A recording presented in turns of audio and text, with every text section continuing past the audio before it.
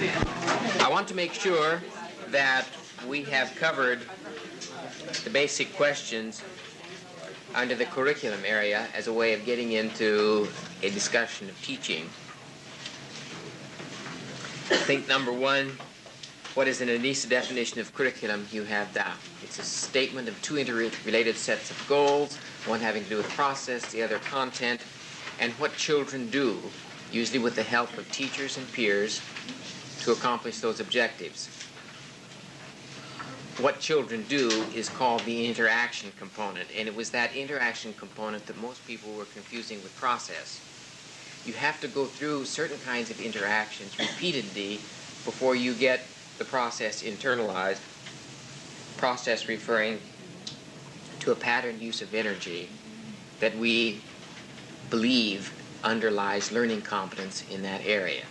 So that pattern use of energy might be in the affect, it may be for having feelings, it may be for thinking, it may be for perceiving or intending to do things or whatever. Number two, what is the difference between content and process? This is a little more complicated than I would like it to be, but I don't know how to get it any more simple. But content we use to refer to information. Oh, Mag, not you nice.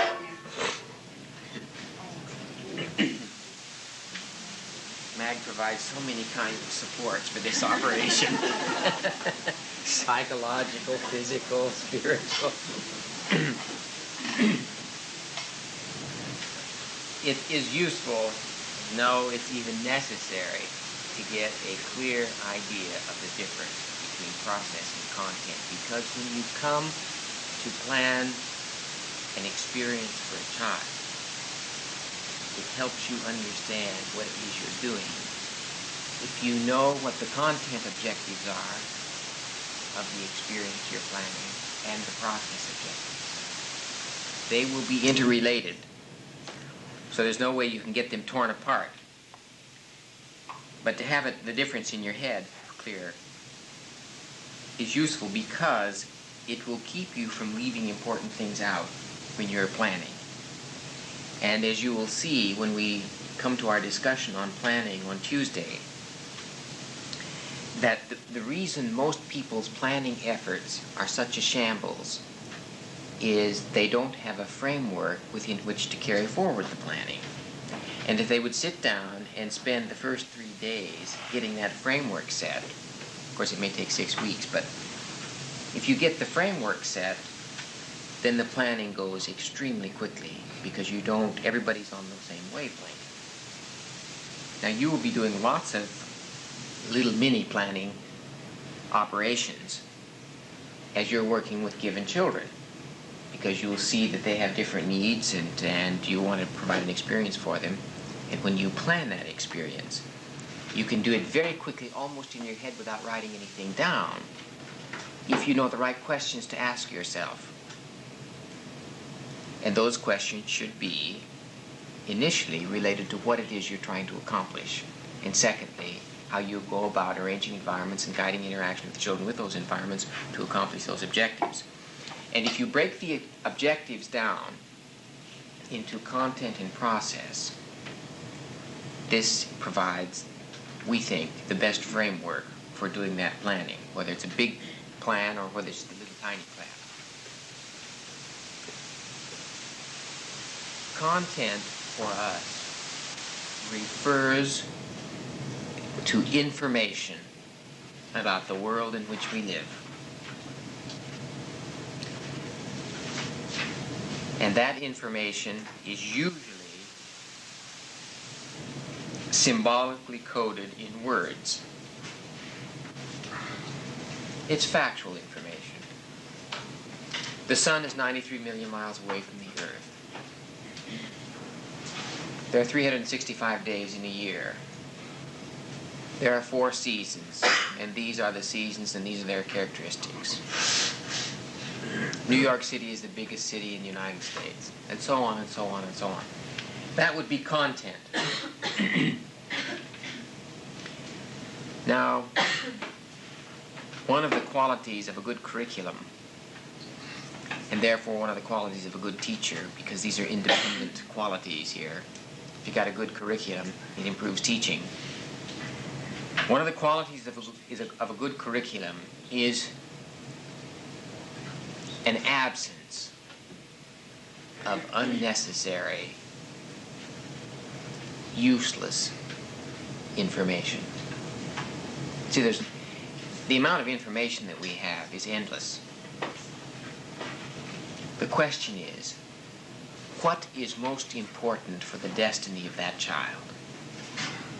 And since there is so much of it, and you can't do it all, you must select. The question then becomes, what should you leave out? And what should you put in?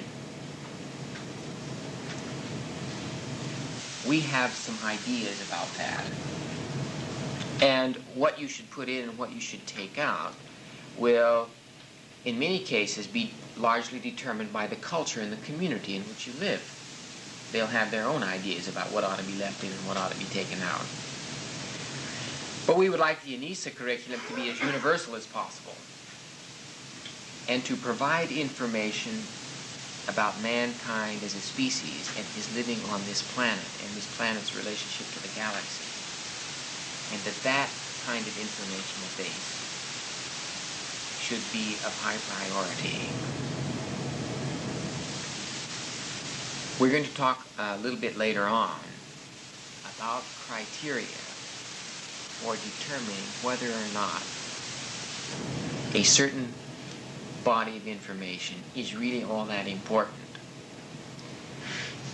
But because importance in Whitehead's terms refers to a gradation of relevance, some things will be more important than others. So when you get it all listed and arranged in priority, the content, you only have a certain amount of time. You take the best stuff off the top and you let all this go. This stuff up here will be far more interesting. It's likely to be more complex and more difficult to test for and examine. And so the natural tendency will be to use all this down here, which really won't be all that important. Now, just one little more footnote on that subject of relevant content and making some kind of priority assessment on the information you give your kids. Much of the determination and decision-making about what is important is made by the textbook companies. And the only way you can get around it if you're using textbooks in a school is to just tell the kids to skip this chapter, skip that chapter. But the problem is all this stuff is more or less homogeneously distributed throughout the whole text, so it's very hard to indicate to the child what's more important and what's less important. So you have to help if you're going to use a textbook, which I think you'll have to, particularly in the upper grade levels. You will have to convey to the child, just by virtue of the way you carry on your teaching generally, the kinds of things that are most important. From Whitehead's point of view, these will be the broad generalizations which have implication for action, or the broad generalizations that have implication for understanding things, which then have implications for action. There is a great regret, I think, that the commercial educational materials publishing companies are determining so much for us what we ought to be doing in the way of information in schools. And we need to find a way in the future of having the school systems and the teachers and the professionals in the education operation making decisions about what they want, and then let the textbook companies and the writers and so on produce what you need, rather than they're just coming with their catalog saying, this is what we have, what will you buy from it? So there's a lot of discussion that has to take place about information and content. This again has implications for testing, which we will have a chance to talk about a little bit later this afternoon. We're talking about the evaluation function of teaching. Yeah? Will Anisa eventually do its own publishing? Yes. We have a materials development unit in the big Anisa Center, which not only produces written materials, but produces films and videotapes and other kinds of equipment. We have an engineering lab on the drawing boards, so that if a teacher is analyzing a child's difficulty in understanding something, they could come to the engineer and any other specialist that we might have, describe the child's problem, and the three will create a new kind of educational material or equipment designed for that child to try out. Supposing the child's having trouble making a certain kind of spatial differentiation, and you need some three-dimensional wooden blocks of some kind, in a certain way, painted in a certain way of a certain size. You simply come to the engineering lab and say, this is the kid's problem, and I think if we did this and this and this, we might get there. And through the consultation, the engineer spins out a design of the material. He takes it to the workers in the engineering lab, and in 48 hours, you have the new material ready to test out. And you give it a try. If it doesn't work, you send it back for revision until you get it the way you want to. And this is the way we discover what problems children have and how to go around doing it. That material then will be carefully assessed, the assessment will be written up, and it will be put on a file.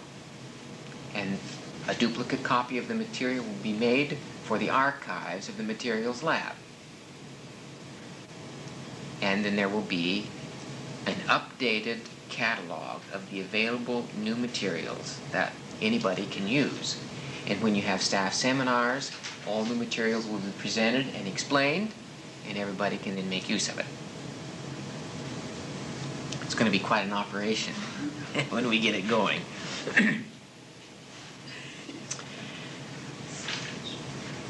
So, may I assume you have a clear notion of what content is? Now, let me tell you where it gets complicated. And I always hate to talk about this now, because I run the risk of introducing confusion after I've just made an attempt to clarify things. But it gets far more complicated than that, because there is information about process which can be symbolically coded. For instance, the word classification is a name given to a process. But knowing what classification is in symbolic terms is a part of content. Being able to do the classification is the process. So you have to have, as a part of the content associated with the process, the verbal explanation of what it is. Now, it is possible for a child to be able to explain verbally something about a process, but not be able to do it. For example, you could very well imagine a child giving you a description of what skiing is, and yet not being able to ski. Now, the verbal description of what skiing is and how they do it, verbally described, is content. That's information about a certain activity, a sports activity that's well known to everybody. And there will be thousands of people, millions of people, who have content information about skiing, but can't do the actual psychomotor process, which is the pattern of muscle movement, which we call skiing. Putting your feet on two wooden slats and coming down the mountain without using your balance, without losing your balance. That's the process. So the actual use of the energy to do something is process. The information about it is still content. Now, we have found ourselves that when we come to analyze a learning experience, when we force ourselves to make that distinction, it makes planning very much more comprehensive than what you're trying to do. Because when you think of content first and then process, being forced to deal with those two classifications of goals causes you to uncover many things that you will take for granted that you wouldn't have thought of before, which will be confusing to the child if you don't clarify. I was just telling Mag driving up, we passed some of the Suffield gardens that the city has made available to people who want to have a little plot. And there was a scarecrow out there. And I said to Mag, you know, it was 20 years. I was 20 years old or so before I realized that a scarecrow was supposed to scare crows. And that's because I grew up in a part of the country where there aren't any crows. Now, if they had a scare sparrow, I might have gotten the message. But, see, nobody ever told me what a scarecrow was. I mean, I knew what it was in the sense that I've seen them in the fields, and I could identify one. But because it's all one word, and I even knew that it was to keep the birds off. But you see, I didn't make the connection between keeping birds off and scaring away the crows, which are two ways of saying the same thing, you see. Now, I am sure that children go through life having all kinds of words that they never see the roots of.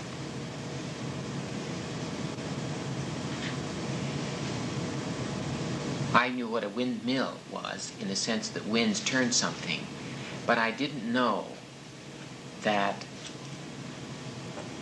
I didn't understand the mill part, because in Nebraska we use windmills not to mill anything but to pump water. So we should have called it a wind water pump or something, because ordinarily milling is not a word you use in connection with water. It's a word you use in connection with grinding grain. Is that right? Well, when you come to examine content and information, then, it means examining the words that are used. And we have found a tremendous degeneration in the use of English. I mean, I can see it. A tremendous degeneration in just the last 10 years. And on our way here, we passed a school in Northampton called the Hawley Grammar School, and I said to Mag, you know, in those days, they thought the language was very important. They even named the school Grammar, which in a sense focused on what they wanted kids to do, because grammar is syntax, and syntax is what stands between phonology, the sound of the language, and the semantics, the meaning. And therefore, to understand the structure of language is the single greatest open door to further growth and development. That's not a bad idea to have a grammar school, seen from that point of view. But now we have a tendency to say, oh, grammar is so dull. Don't bore these poor children with grammar. And so they grow up without any. Well, they have some. You can't help but have some. Otherwise you sound like a babbling idiot. But a lot of them do sound like babbling idiots, as it turns out. They do not understand the structure of the language, and therefore when they come to put their thoughts down in writing, they cannot do it clearly. Well, a footnote on process now, in contradistinction to content. This is a reiteration and is therefore redundant, but redundancy is an important form of emphasis. So I'm not going to apologize, but I just said that so that you don't expect an apology for hearing it again. Process refers to a patterned use of energy. in one of these 5 categories: psychomotor, perceptual, cognitive, affective, and volitional. And we are willing to presume that a patterned use of energy in one of those 5 ways will be accompanied by a structural change in the brain somewhere when learning takes place. Or if not a definite structural change, at least a functional change. In other words, you may not see any anatomical difference in the way the nerves are related, but you might find the pattern of firing of the neurons to be changed. As you know, these neurons store an electrical charge which they fire 15 to 20 times a second. 14.5 billion of them. That's a lot of activity going on. And you can imagine the infinite variety of patterns of firings that are possible. When we come to the memory seminar on Monday, we're going to be talking about anatomical, physiological correlates of memory, and that's thought to be one of them. There has to be something in there, though, that enables the organism to initiate a similar pattern of firing. And in any case, that pattern is going to be a patterned use of energy. And we will see it in observable terms as the person's feelings, as a pattern of thinking, a pattern of sensing things, perception, or whatever. I think it's clear then that the process part of a curriculum, as we are defining it, is what has been largely missing in any overt deliberate sense in the organization of the educational experience for children as they have it in traditional schools. Now, we've talked with a lot of teachers, and most of them will say, I believe it is important for a child to have his emotions organized. I think it is important for him to know how to think, and how to see, and how to listen, and so forth. But they have no very clear notion of what kind of an experience a child needs to have in order to be able to do those things. And that's what our 20 years of research is about, and that's what I think we've made our big gains in now as a beginning. Number 5, what are the basic categories of psychological potentiality you know about? There's 5 of them. But there is one area that I didn't talk about very much, which I want to fill in this morning. In fact, 2 of them I didn't talk about very much, the affective area and the volitional area. So I'd like to just take a few minutes and fill in some gaps there.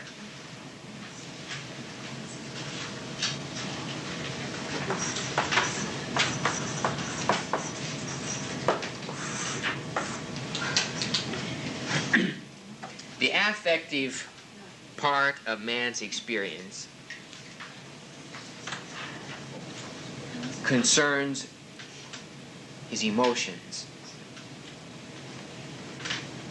When a baby is born, he is capable of a general aroused state, emotional state, or a calm state, so that you have, the baby is born with just 2 basic states, you might say, calm and aroused. Now, as he gains experience, those begin to be differentiated and integrated,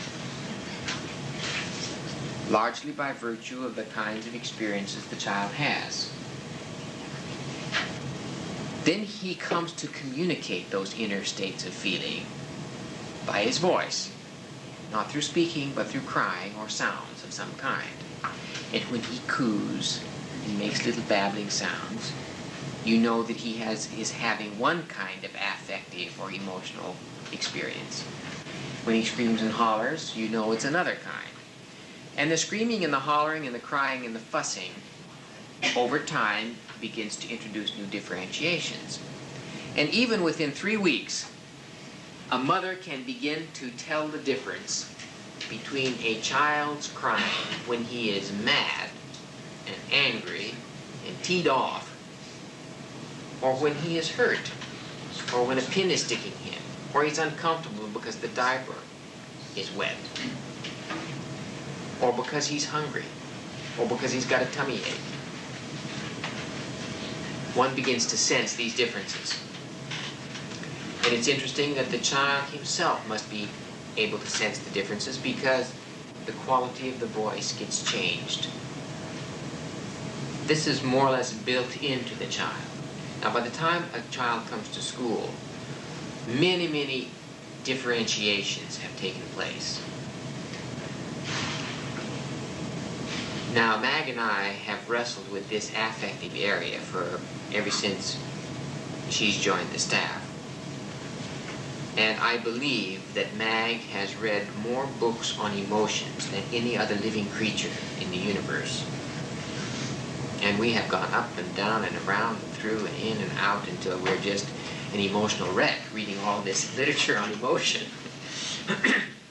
And in fact, we even put, when we got our first $250,000 grant for Anisa, the whole team devoted its attention to affective development because we thought we'd pick something that was hard first and get over a big hump early and feel very good. Well, we never did get over the hump. And so we have postponed the production of specifications in this area pending further study and hoping there would be some marvelous creature arriving on the scene to illumine us on this issue. But it didn't come that way. It just came by rolling up our sleeves and sweating through it and talking and fussing at one another. And this is where we stand now. It looks pretty good to me. We came across an interesting statement in Process and Reality about hope and fear.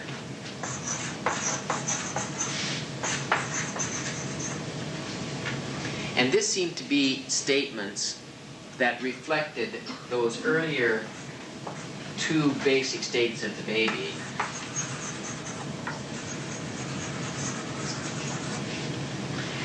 Then later, we undertook a detailed study as a part of the analysis of the learning theories. O. Hobart Maurer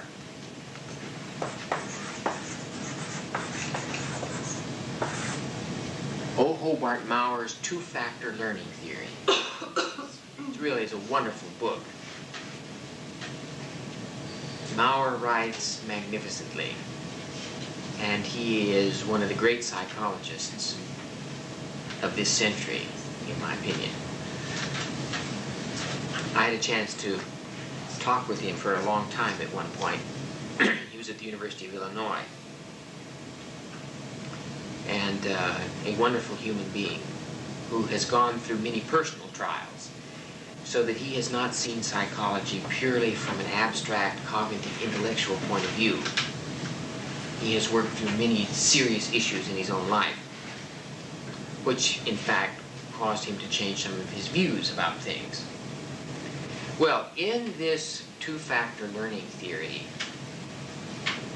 he talks about the guidance of behavior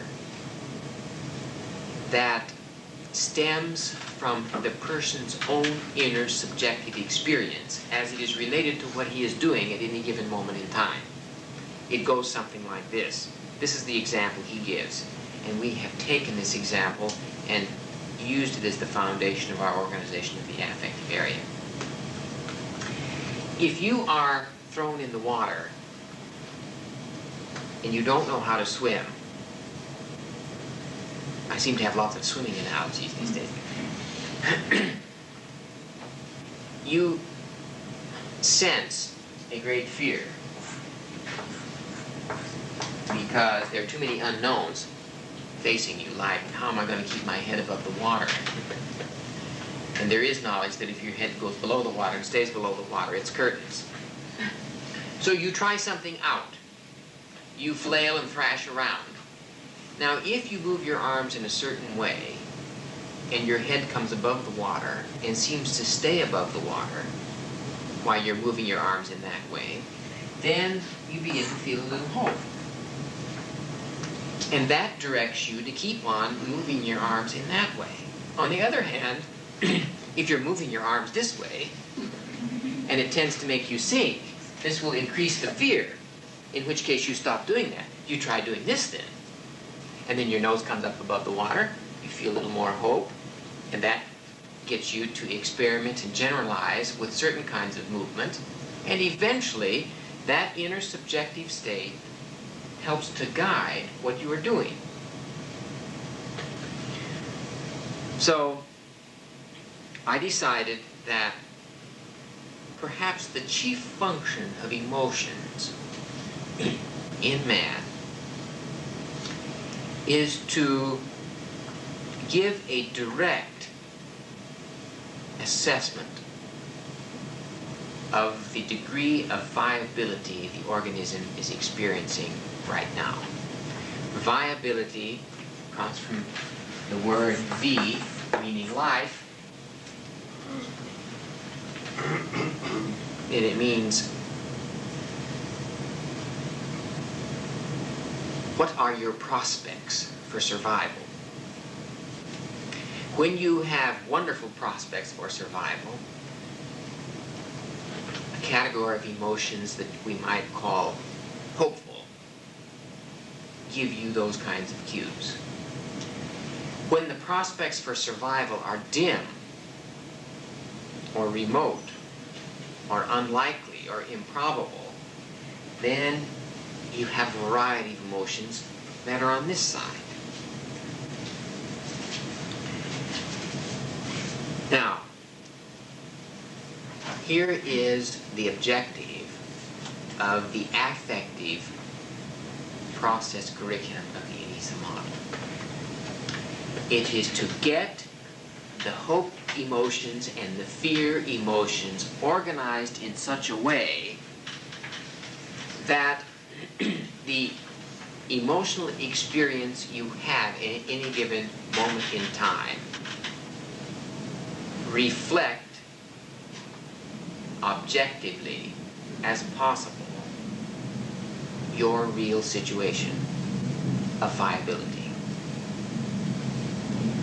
Now you can see, I think, here how pathology enters in. If you go into a situation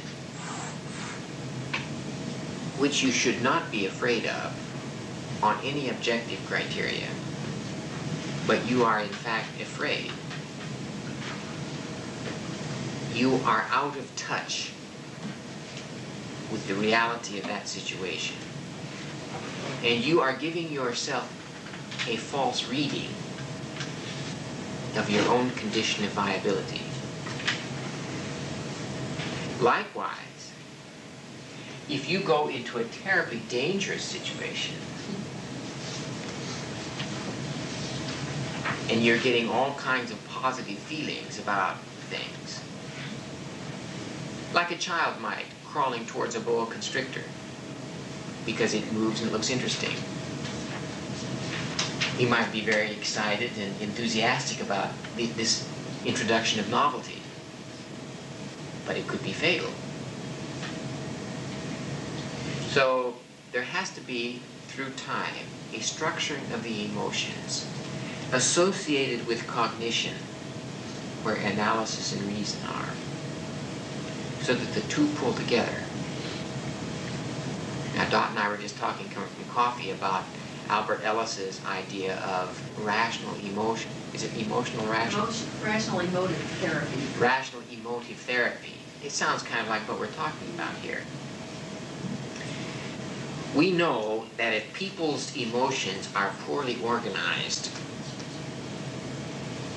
their thinking tends to be pulled in directions.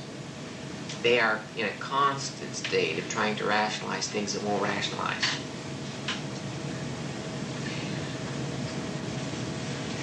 People who are bugged by irrational fears are people who really use a lot of emotions, a lot of energy, affective energy, in ways that do not help the organism continue to grow and develop.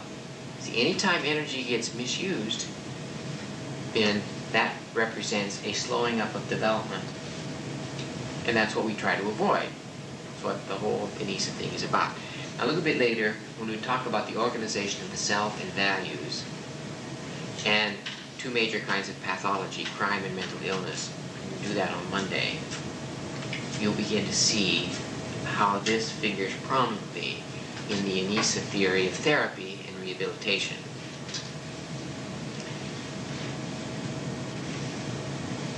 This rang a bell with me because of my own interest in stage fright. I started out as a concert pianist, as you know, and I worked with dancers in the stage and theater and performers. And one of the things that you always have to put up with when you're with those people is their coping with tremendous fears associated with performance. And I was always interested in noting the difference between those who kind of strolled out and did it without too much fuss, and those who flailed around and so on. And I noticed that those who flail around and fuss and are terrified are either terrified because they're not competent, and therefore they have a good reason to be afraid, or they have, for some reason, gotten out of touch with the real situation, and they have gotten their emotions organized wrongly. So, and for whatever reason, I think you could go back and find out why, and then you have to then organize a way of getting them reorganized. And I know lots of people who use that energy of fear that comes before a performance, they use it up in some kind of ritualized procedure, which seems to drain off the emotion and makes things more manageable. They might sit and tear little strips of paper, or some people wash their hands 500 times before the performance, or they change clothes 18 times. It's interesting, I've noticed it time and time again. Rituals which drain off energy, and people do. And when the rituals become very bizarre, then you think, you know, this person's a little... See? And the truth is, of course, if you made him give that up, he would be even worse, because that is sort of helping contain the energy. You see, it uses it up. And otherwise, it's got to go into shaking or something else. Well,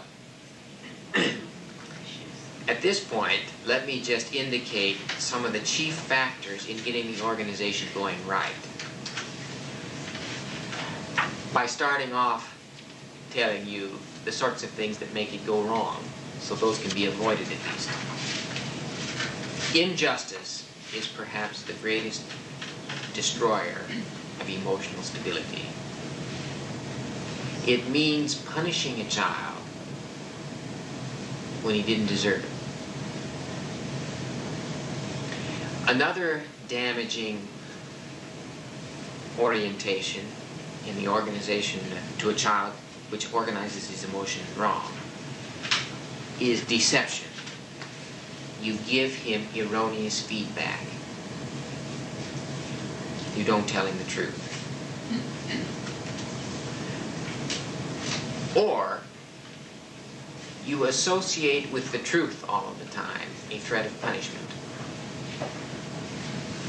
so that he doesn't want the truth anymore, which will cause him ultimately to divorce himself from it. This is tricky business, you know, because if you want a child to tell you the truth and the child's stolen something, there's got to be some consequences from his having stolen something. And yet he probably knows that if he tells you the truth, he's going to be punished. So how do you arrange it so that he will tell the truth, take the punishment, and feel glad that he did it? That's tricky business. When we talk about, I don't know whether we're going to have, well, we will talk a little bit about the higher order competencies on Monday. And during that time, we're going to talk about moral competence and the moral development of the child and the moral values of the child. And that would be a good time to begin addressing that issue. You have a lot of questions. We don't have all the answers yet, but I think we have the fundamental theoretical basis to give you a good idea of the best things to try. And they may work for some children, not for others, but at least to know where to start, it's a great help, because if you start something, you get some feedback on it, and then you can modify what you're doing. If you're absolutely up a creek without a paddle, then you just feel immobilized and paralyzed and can't move, you see. So that's why that's important. Now, we are interested in finding ways of giving children experience so that joy and happiness and enthusiasm, awe and wonderment are facilitated. There are just too many people these days who can't enjoy anything.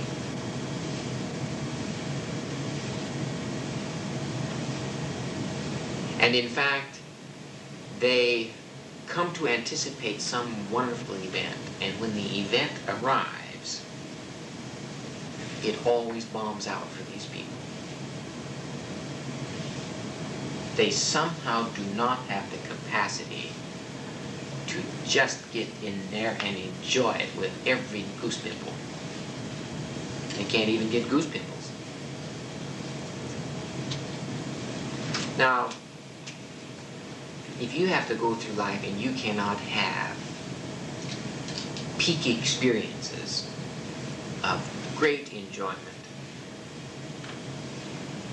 we think that there has been a suppression of the actualization of affective potential.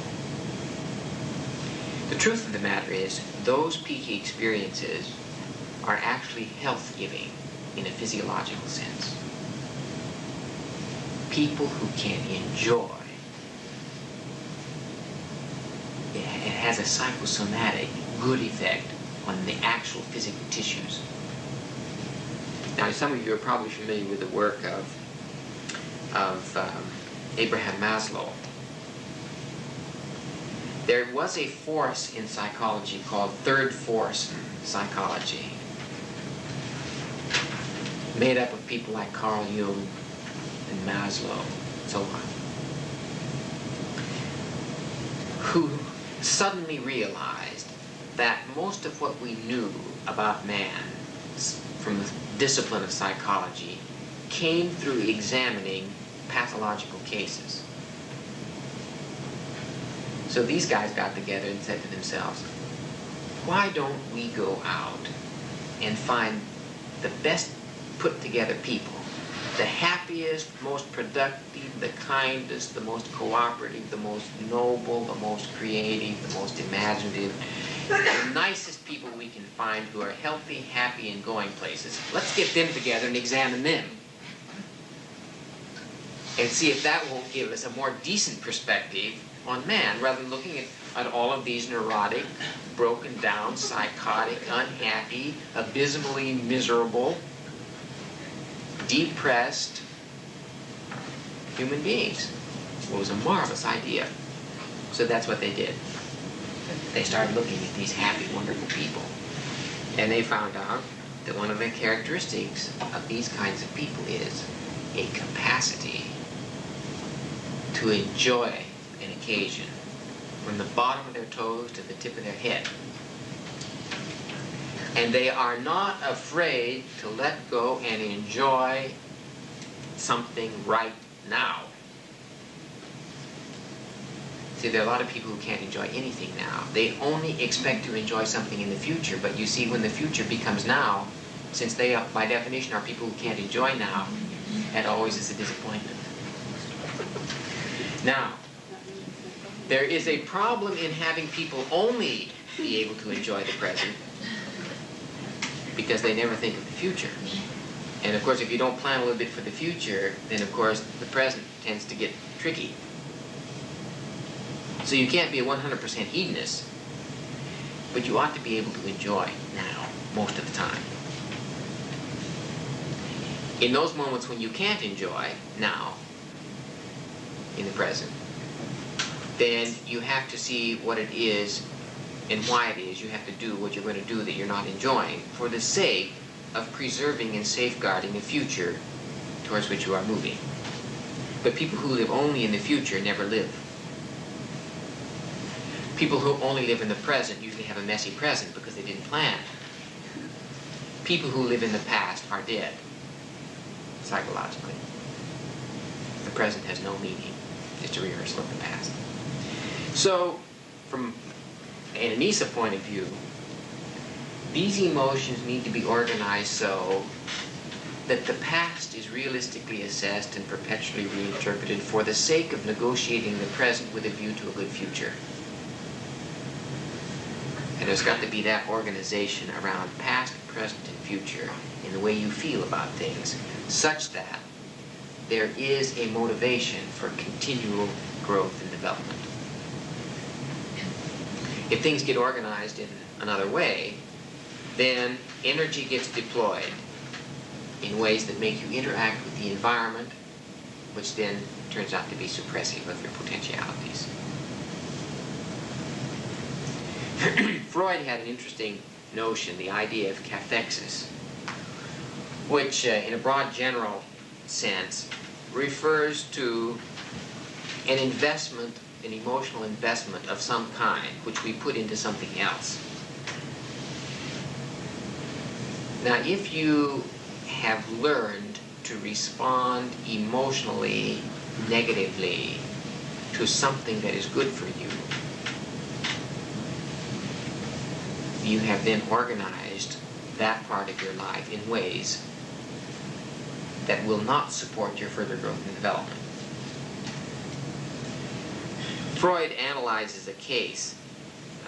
I think it's the case of little hands. Would that be right, Dorothy? This is the case of of the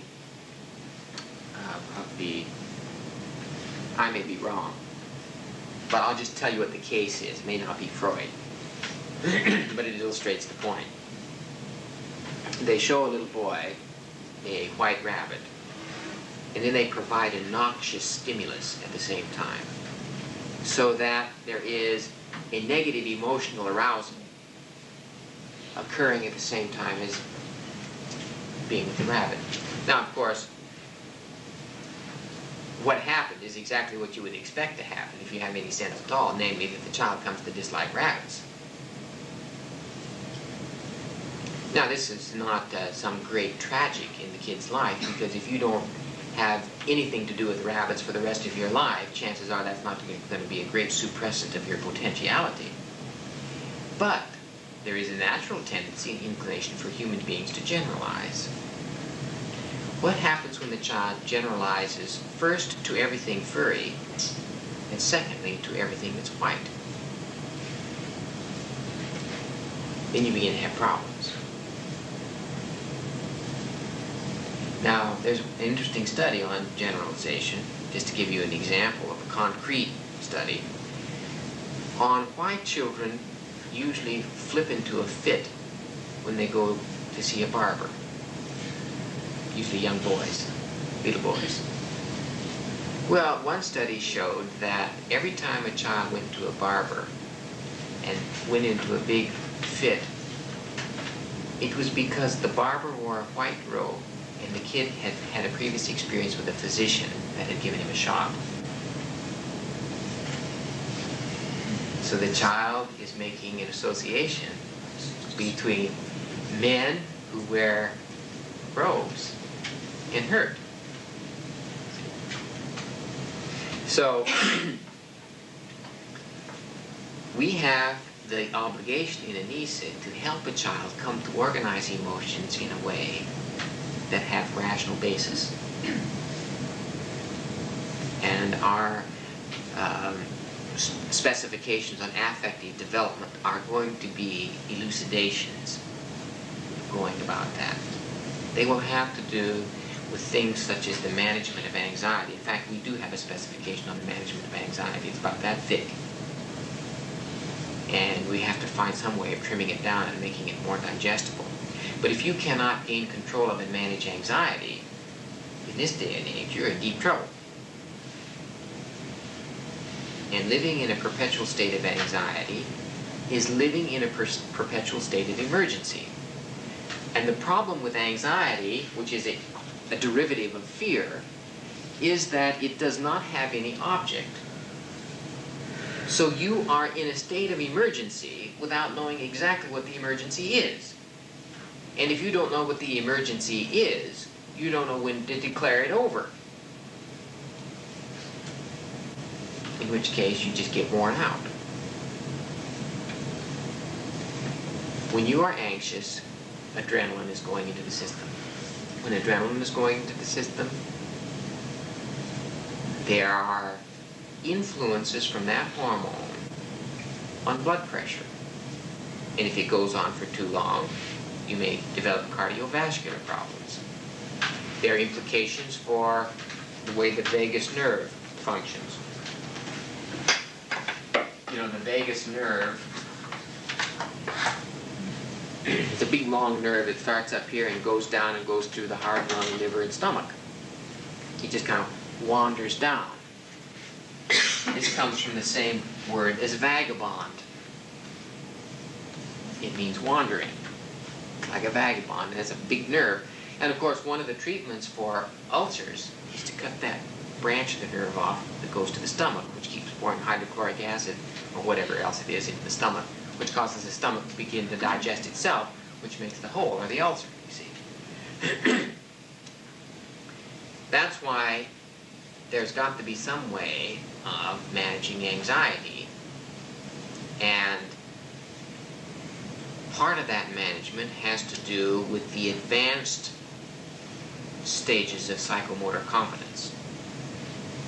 Because to reduce blood pressure means to cause the muscles in the walls of the arteries and vessels to relax. And we can now teach somebody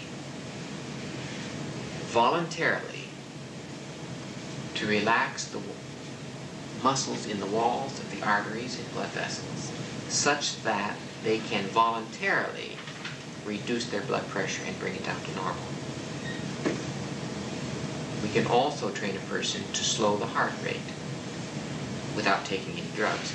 Now, since drugs often have so many bad side effects, this is going to be a much better way of managing these problems. It'll make the pharmaceutical companies mad at us, but if we teach everybody how to reduce their own blood pressure, you don't have to have tranquilizers anymore. You don't have to have any of those drugs that are designed to make you go to sleep, because we also have some exercises which enable you to clear the mind of those kinds of emotional upsets such that sleep follows naturally without taking medication. Because, you know, it just wears the system out. You take Somanex and then you take an amphetamine when you get up. So you just, you know, you're knocking yourself out and you wake up feeling like death warmed up, or maybe death cold, and now you have to take an amphetamine to get yourself jazzed up. And then, of course, when you go to bed, you're like this, so you have to take more. You know, that's what half of America is on. Well, that is really heading in the wrong direction from our point of view. And Dr. Raman, the biochemist on our staff, actually gave up his profession, a very promising profession he had, because he is a first-rate researcher in biochemistry. And he belonged to a major pharmaceutical house, research unit. And when that company decided to invest practically all of its research and its whole marketing and production operation into the manufacturing of tranquilizers, he said, this is no way to go. Everybody will be taking a tranquilizer with his breakfast cereal. And the breakfast cereal will be made out of artificial foods, artificially colored and artificially flavored. And pretty soon, we will have worked ourselves into a situation where we have placed ourselves out of charge of our own destiny. We have abdicated the throne of pursuing our own destiny, and we will be depending on all these other agents, chemical agents, to keep us going. He heard of Anisa. He came down from Canada. We were hunting for a biochemist. He joined the staff, gave up that career. And it's worse than you think. Now, wouldn't it be wonderful if we could, through the Anisa curriculum, help bring into being a generation of young people who are organized emotionally such that their basic rational orientation to the environment and to their lives enables them to manage the biggest challenges because they're competent learners. And you see, if you're a competent learner, you never get yourself into the worst pickles anyway because you can always think your way out of it. And as you think your way out of a situation, you feel hopeful. And as you feel hopeful, anxiety goes. And as anxiety goes, you don't have all these terrible assaults on the system. It's all connected together. So I wanted to just give you that little bit of flavor about the affective part of the curriculum. And a little bit later, we're going to talk about reward and punishment. Because a teacher does this in some way, shape, or form. And its relationship to the organization of emotions.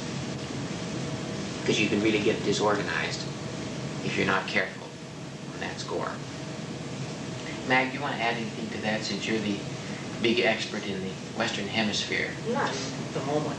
Not at the moment. The expert is declines. All right, well, I told her that today she has, since she's the affective area, there's nobody that knows more about it than Mag. And since she has also recently read practically all of the literature on theories of teaching and pedagogy, that she is under orders from the boss to hold up cue cards over there to keep me from forgetting most of the important elements. And usually after I think of one, in the course of talking about one, the next one comes to mind. But that may not happen so on the pedagogical stuff. So I'm not as sure of my territory there in terms of having overlearned the area because Mag hasn't briefed me properly. So she'll have to do it in public here. Did you go get your notes? Sure. Okay. If she's ready, I'm ready. Yes. Now the next area I want to talk about a little bit is volition.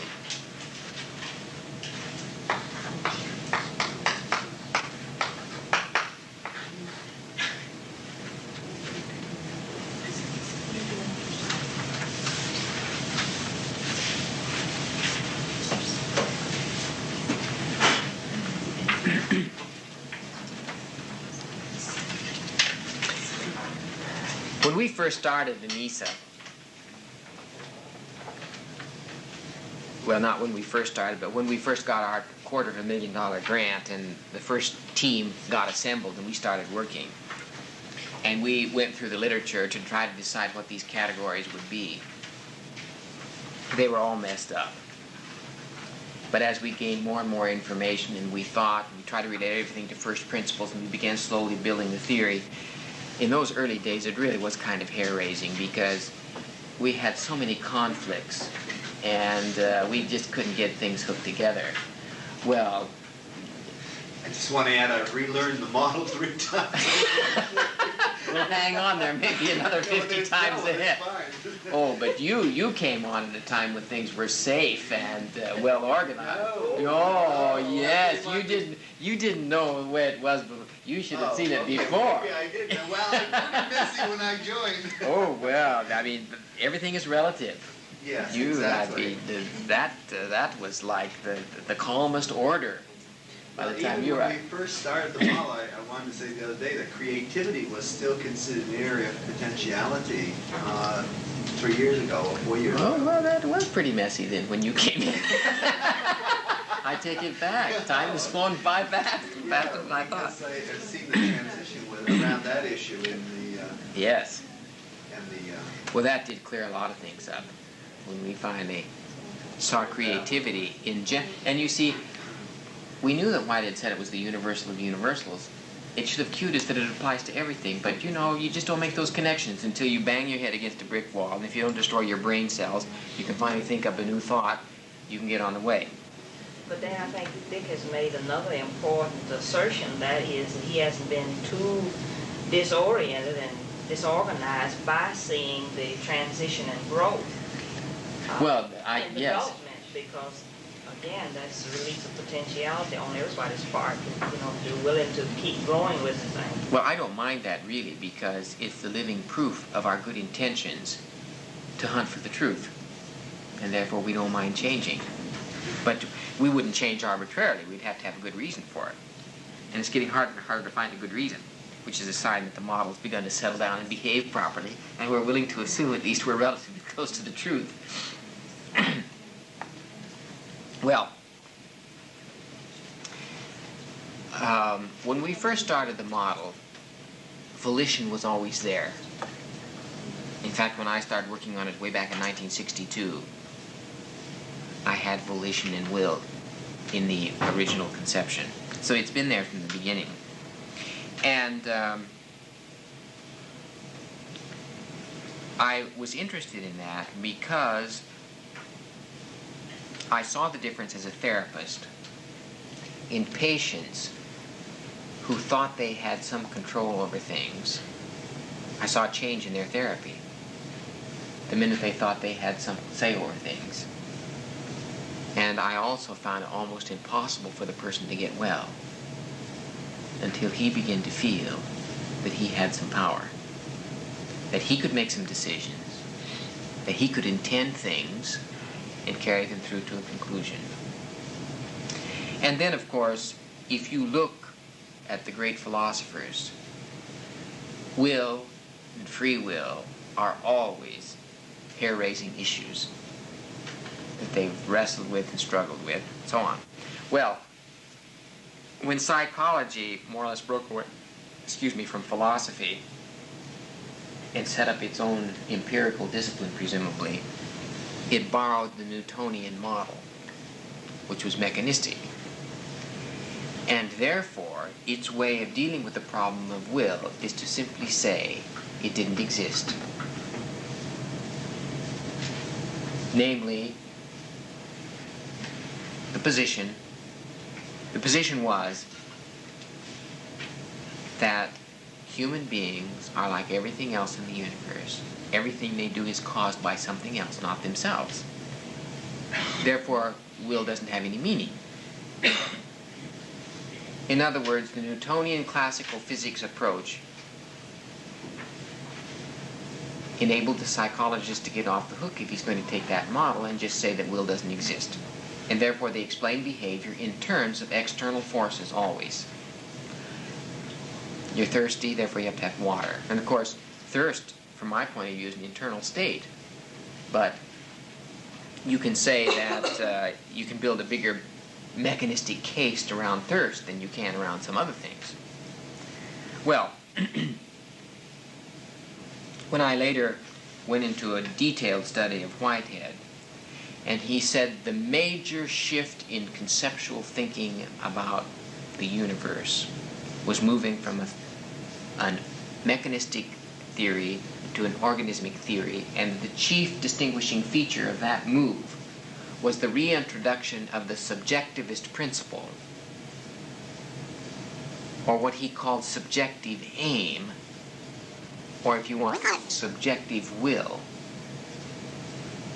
I felt confirmed in putting volition right in there.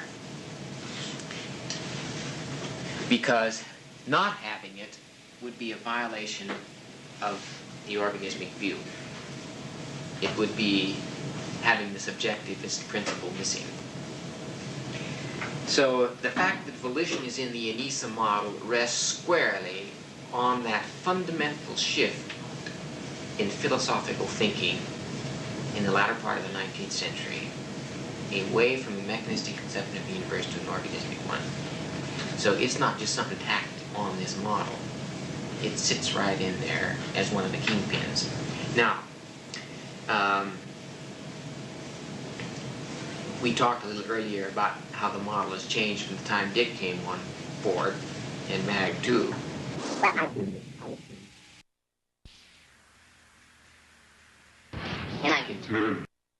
As things look now, because of Whitehead's emphasis of the subjectivist principle, that volition is going to be somewhere in the middle as the chief organizing principle. Now this shouldn't surprise anybody, because if you look at the attention specification, which is the first one we gave you, this is a foreshadowing or a hint of that position emerging, because we know that no learning takes place if you're not paying attention. And therefore, it's got to be right in the center of things. You only learn what you pay attention to. Now, the question is, can you be in charge of attention? Some people are more in charge of attention than others. This is what we mean by concentration.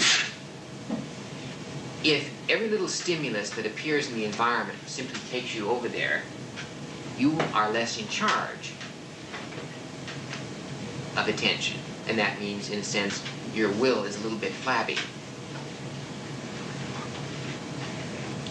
If you can be easily dissuaded from doing something and having your attention taken off it, it is very difficult for you to progress in an orderly fashion in your own growth and development. Now, this is precisely what happens to a hyperkinetic child or a child who suffers from minimal brain dysfunction. And probably sometime in the fall, in one of the workshops, we'll have Dr. Raman come down to give you a full presentation on minimal brain dysfunction and the Anisa approach to that. And we'll be working with Ann Louise and Ruth and so on, George and Dorothy and so on, about this. Let them have that. Dobby and I have just co-authored an article on minimal brain dysfunction and the Anisa method of approaching it. And it's a good solid article. It has an outline in there for how you approach the diagnosis and treatment of a child who is thought to have minimal brain dysfunction. It's going to be published in the fall issue of School Review. So we'll have another reprint for you on this very critical issue. Now, when it all comes down to it, the MBD child has lost volitional control. And yet he seems very willful. He's sadistic to animals. He seems impervious to affection. He won't obey. And he is distracted. He cannot hang on to one thing for very long. He sees something over there that attracts his attention. He jumps over there. There's a loud noise over here. He immediately jumps and goes over there. So he doesn't learn very much. And of course, these fear emotions are generated all the time. And it looks as if something has happened to the reticular formation in the brainstem. There's a certain part of the brainstem called the reticular formation. Reticular means net-like. And in that part of the brainstem, there seems to be an incredible network of a crossing of nerves. It's very complex anatomical structuring of the nerves in that part. And that seems to be the part of the brainstem that determines the level of arousal. And therefore, it has something to do with attention.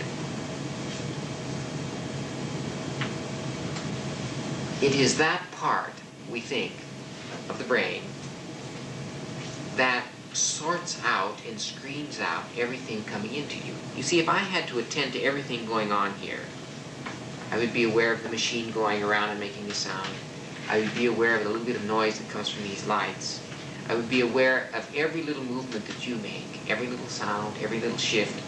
Well, you could just be out of your mind trying to attend to everything. You cannot attend to everything. You must select. What happens when you can't select? Because selection means attention, and attention is an expression of volition. If you're going to be in charge of it. If you don't have any volitional competence, then the bigger the stimulus will be the thing that attracts your attention. So if you have a brighter light over there, that'll get you. If you make a loud noise over here, that'll get you. But you won't be in charge, and you will be more dependent on the environment, and it will be the efficient causes will be determining your behavior, will be causing the efficient causes will be the determinants of your behavior, and not the final causes, not your intention and purpose, you see. So volition is that category of the model that deals with intention, aim, and purpose. And not only were we interested in it because of attention and the reticular formation as a part of the brain, but the front part of the brain here, which is called the telencephalon, seems to be a very important part anatomically and physiologically of the brain when it comes to mediating the subjective experience of intention and will and purpose. And yet you can have the prefrontal lobes removed and life does not stop, nor is necessarily your memory impaired particularly. But I was interested in some studies which showed that you could not artificially or experimentally induce neuroses in prefrontal lobectomized monkeys. This is a lobe, L-O-B.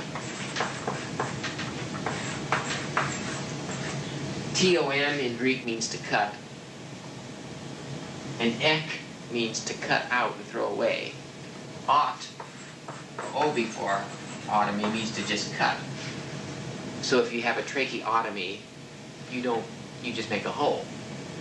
If you have a tracheectomy, you actually cut part of the trachea out. So when you have a lobectomy, they actually cut the lobe out and they stuff a nylon sponge in there to fill up the vacuum. But you don't do that ordinarily. Most operations on the brain are lobotomies. They just cut the frontal lobes off and they leave them in there. Now, they don't cut all the blood vessels. Otherwise, it would just kind of rot in there, and you'd have the New York situation on your hands. Your breath would begin to smell like you'd have to have more than a mouthwash. You'd have to have a brainwash. You've heard of brainwashing, have you? What is a new kind of brainwashing?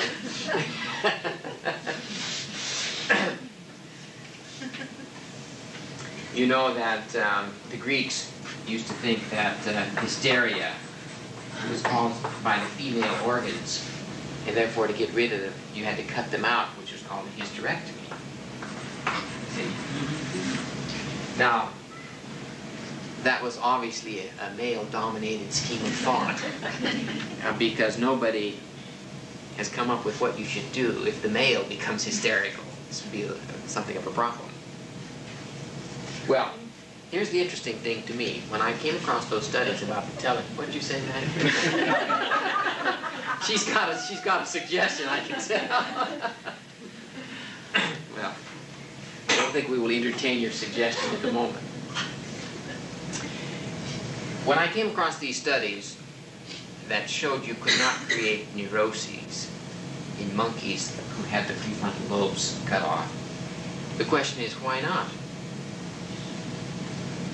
Well, the way you create neuroses in an animal is to frustrate his intentions. And a good way to drive a human being up the wall is to frustrate his intentions. Another way of saying that is to undermine his purposes. If you have set an objective up here, and you note that in the volitional specification, goal setting is what comes after attention.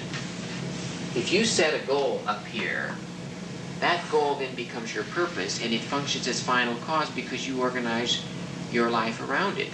It determines what you do then. And of course, if you haven't got one, then something else organizes it. But if you have an objective, a goal, a purpose, that tends to organize and therefore cause your behavior to go in that direction as opposed to in this direction. Now, supposing you're trying to get there and something comes in the way, an obstacle, other people. This part of the brain seems to be very important in interpreting the suppression or the obstacle In other words, the subjective awareness of how well you are doing in regard to your objectives seems to be mediated in large part by the frontal lobes. Now, if you have repeated obstacles there, you will have a lot of these fear emotions organized. And you will come to feel like the viability of the organism, of you yourself, the viability is reduced. And you will then make struggles to try other things to get around that problem. But what if you can't? Eventually, you will become depressed. And if nobody relieves the depression, you will become suicidal. And if nobody relieves suicidal depression, eventually you will try it. And chances are you'll be successful. People who talk about committing suicide usually try it. Almost everybody who has committed suicide has given the signals to others. It is not true that if you talk about it, you won't do it.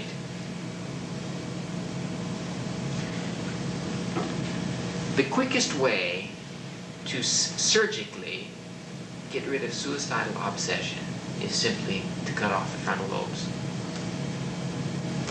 I don't mean cut the blood vessels now. You want to keep it alive, but you just want to cut all the nerves that associate the frontal lobes with the rest of the brain.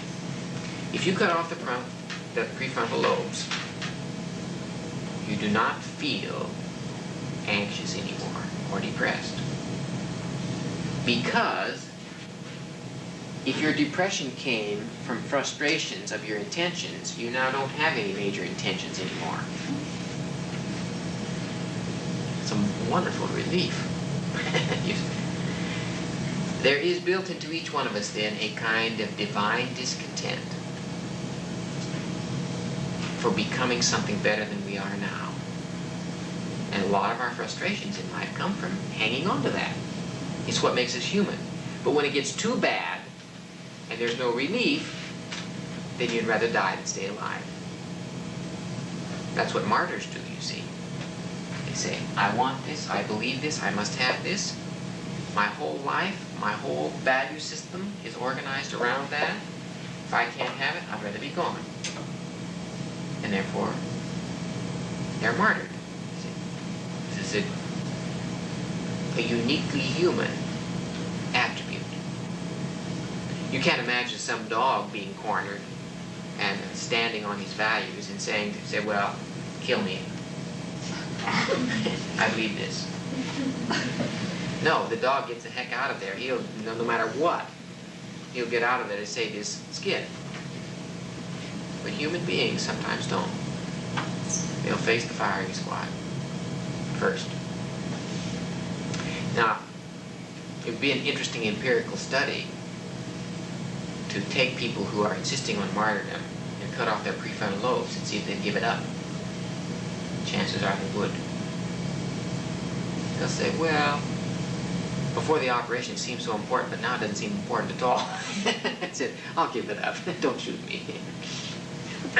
Well, If you worked with lobotomized patients, you'll find out they don't care about anything. that's right. Have you ever had? Yes, I worked Yes. with How about you? I met a man who wasn't in the hospital anymore. He was running a summer place in Vermont with his wife, and he just didn't seem to, as you say, he could talk and about everything that had ever happened to him. He told you about the lobotomy, but he didn't seem to have any affect at all. That's right. So, Well, the electric shock therapy is not quite as severe as the But it does a lobotomy. similar It thing does- in a way. Yes. But it often comes back, and that's why you have to go back for treatment in a year or something. Yes. What about drugs? Could that have effect on volition? Drugs undermine volition. And because one of the functions of volition is perseverance, and escaping into the drug world makes that unnecessary. And so that function is nearly gone. And so that's why drugs are bad news. Yes? There's an article in Psychology Today this month around creativity and drugs and TM incident. I heard TM Stacy the other day, in terms of creativity is you've got on a point of 1 to 10, you should be around 5 in terms of energy level in order to be creative. If you've got too much stress within your body, then creativity tends to get blocked. And if you're very placid and It doesn't get off the ground. calm, and TM has this kind of thing as drugs sometimes, Yes. of just taking the stress out of the organism. Yeah. So the article offers that contending that it's kind of an in the middle thing, and I think lobotomies kind of put you down to a 1 on the scale of 10. Yes. Is thumb sucking a neurosis like in children? No, not necessarily.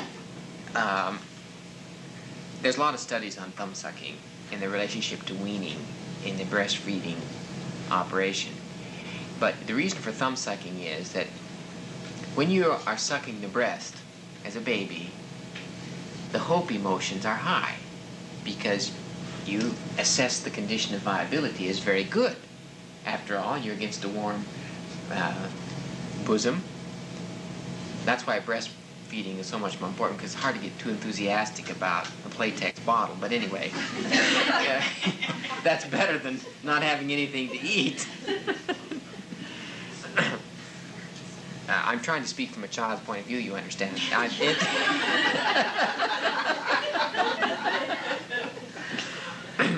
So, when I'm hoping I'm having the grace to blush and it's coming out on the videotape. What? Now, in the absence of the nipple and the breast, a child would have a substitute that would help him to have those same hope emotions. So in the thumb goes. And you'll notice that a thumb-sucking child goes to the thumb-sucking the minute there's stress. And this is the way they try to bring back the conditions of feeling good and viability, by simulating suckling, you see. Now, there are a lot of studies on it. We won't have time to go into it now, but let me just say one point. If you wean a child prematurely, they will almost certainly be thumbsuckers.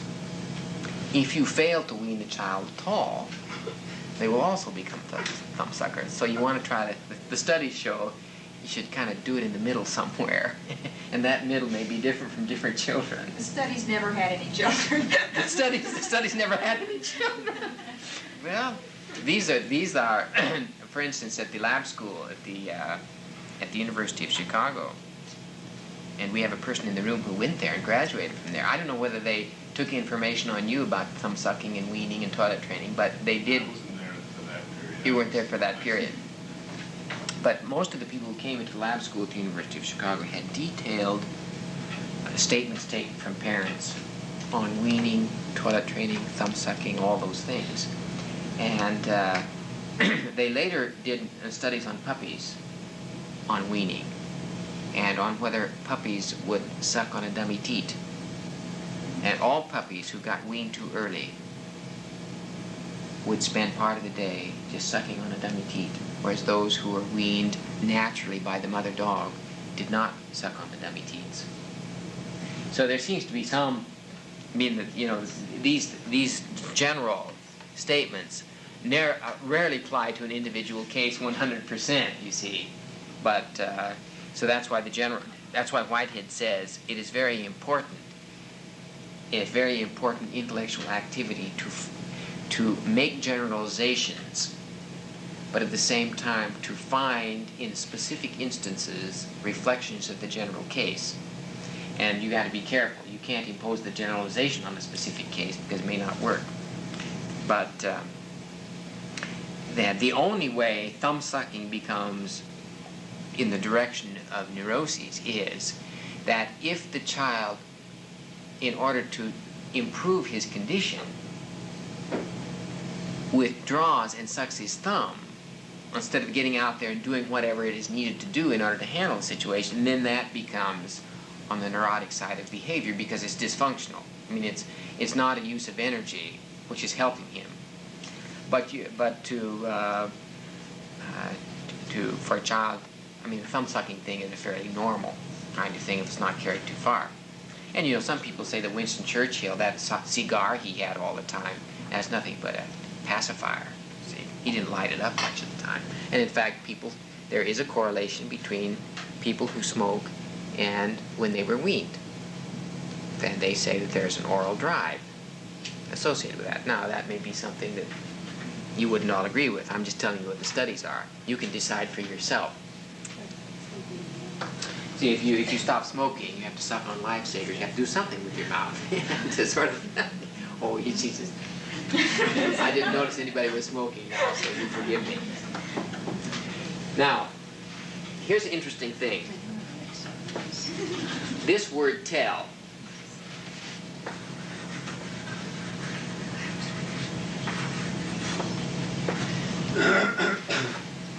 comes from a Greek word, and you find it in telencephalon, and you find it in teleology. And teleology simply means pertaining to purpose, and therefore pertaining to final cause. And I think the word also looks at purpose and final cause as something out there from afar that beckons or lures. That's why Whitehead says it's talking always about the lure of an ideal or the lure of a purpose.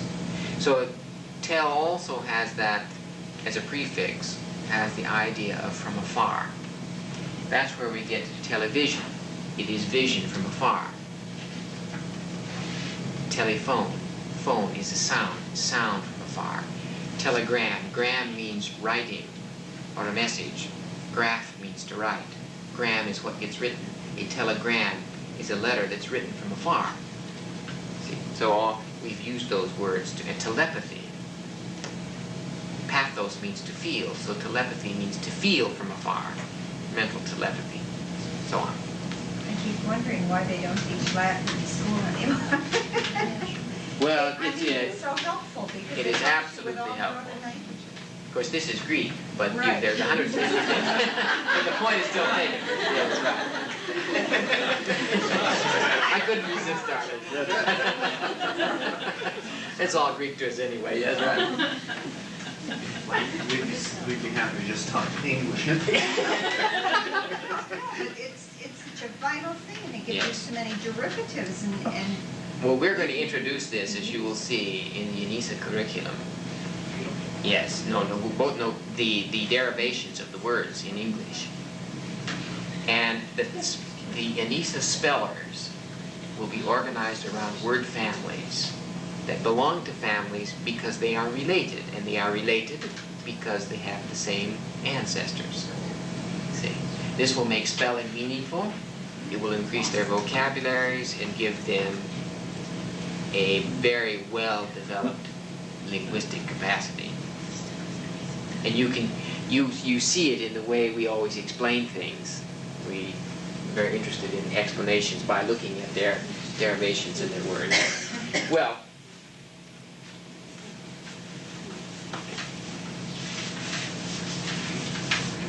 what would you do differently in a school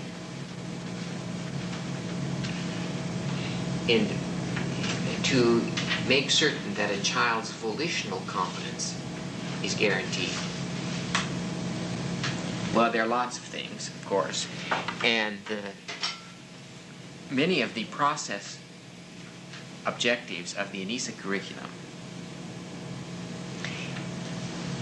cannot be accomplished by bringing the children together and saying, children, we are now going to have an exercise in volition. See, you just can't have volition 101 and memory 101 and attention 102, see, and projecting to sort of an Anisa high school. You might think that's the way people would do it. But unfortunately, that kind of thing violates the organismic point of view. The volitional competence gets attention from the teacher all through the day. Much of it comes from providing opportunities to make choices and decisions, which means to set objectives. And before you can set an objective, you have to pay attention to possibilities and select something, see? And that goes on through the entire day. And then to persevere and to be encouraged to finish. So one of the things an Anisa teacher has to do is that when a child decides to do something, he needs to clarify what he intends to do and let somebody else know, say the teacher or aides or whoever. And then the teacher or the supervising adult must see to it that the child finishes, that he consummates his intention. Because we have evidence that when you consummate an intention, that is to say you actually do what you set out to do, those hope emotions are activated. Now that's reasonable, because if you can accomplish what you set out to accomplish, this lets you feel like you have some power over things. And to have power over things makes you feel more hopeful than if you don't have any power over anything. And it is directly tied in to Robert White's notion of effectiveness again. If you know you can be effective, you arrive at that sense of your own effectiveness because you have the repeated experience of accomplishing what you decide to accomplish. Now, if you want to meet somebody who is without confidence and who doesn't have very high self-esteem and who is very anxious, meet a person who can't finish what they set out to finish. And you'll find a person that is generally not very well toned up and witted. And that is because they really are not in charge very well of their own destiny, because they can't accomplish what they set out to accomplish. Now, we've spawned a generation of such people. So that the American household is filled with projects begun but never finished. Here's a painting half done, here's a puzzle half finished, here's a dress half made, here's a couch half upholstered, here's a chair. You know, just the American houses are just filled with things half done. And so setting a goal is easier than finishing it. And then, of course, you have the repeated experience, I do, of getting very enthusiastic about what I'm going to get done today, and I make a list, and it seems like I've used all my energy in making the list. And now to actually do what's on it, you know, it's just another matter. Sometimes it's better not to make such a big list. Just do one thing and get it finished. And then make a list of the things you finished. I mean, that would be another way of trying. Yes, yes. And then cross it off. Well, making a list is planning, and that's good stuff ordinarily. But it does have to do with the distribution of energy. And a lot of people think once they've made the list, the job's done. And they can now have a coffee break, which goes on forever. And they don't have to get time to do something. Now, an important other feature of volition implicates individualization of instruction, which is a main pedagogical thrust of the model. And that has to do with making certain that the timing of children's activities is individualized such that it is possible for every kid to finish what he decides he's going to do. Even if you have a class of 30 kids and you have assigned the goal for them, which is perfectly legitimate for a certain percentage of the time, and then you expect everyone to finish at the same time, this is unfeasible and unrealistic. And what happens is the slower person will not finish. The bell will cut him off. The bell itself in American schools is one of the great destroyers of the individualization of instruction, because it presumes that every kid works at the same pace. And the evidence is overwhelmingly to the contrary. Now, what happens when you don't get to finish what you set out to do? There was a Russian psychologist named Zygarnik who carried out a number of studies on this. And she found that if you're not allowed to finish the task, there is a trace of a kind of a bugging. That you just want to have closure. That's why closure is the last sub-process of will. And people who never have a sense of closure leave everything up in the air all the time. Those who can't stand anything but closure always want to have things closed too soon. The important thing is to let enough time pass and then have closure at an appropriate time. Well, there is self-enjoyment that comes when you effect closure on something you intended to do. No matter how tiny it is, even if it's just polishing your shoes, there is a good sense when you intend to polish your shoes and you polish them. And then if you intend to do, you know, on days when you've got 20 million little things to do, there's a good feeling every time you get one done. But if your day is interrupted by 50,000 people and you don't get any of them done, you know, you'll all say, oh, this is going to be one of those days. You can tell it, you know, after the first 5 minutes. You see, oh, and the reason you say that is because you know there's going to be no end of frustration, that you will not be able to consummate your intentions, and therefore you won't have those nice little feelings after each one gets done. See? Now, supposing somebody came into your house on one of these Saturdays where you're going to get 5,000 things done, and just before you finished it, they rang a bell and said, sorry, you can't finish it. You have to go on something else now. And so you said, well, I'll make my dress today. So you just get the thing in the machine. You're just about ready to finish the hem. Somebody rings a bell. Said, sorry, now you have to go clean the basement. So now you go down the basement. You get the broom out and you start working this. And you ring a bell and you don't get the trash. There's just a heap of trash there. Well, supposing your whole day was like that. And then you had to go through not only every day like that, but you had to go through 12 years of it. What kind of person would you be at the end of that? Ready You would to be get a out of education. What? You'd what? Ready to get out of education. I think the classroom teaching is that. Now, we have to find an alternative to this very serious problem. Now, of course, the school day does have to end at some point. But you know, from an Anisa point of view, if we were really serious, there would be variable ending points. A child could come to you, theoretically, from an Anisa point of view, at 1:30 and say, look, teach, this is what I've done. I've had a wonderful day. I've gotten this done, I've gotten this done, and I'm just kind of finished now, and it's time for, I want to go home. You should be able to look at the thing and say, sure, take off.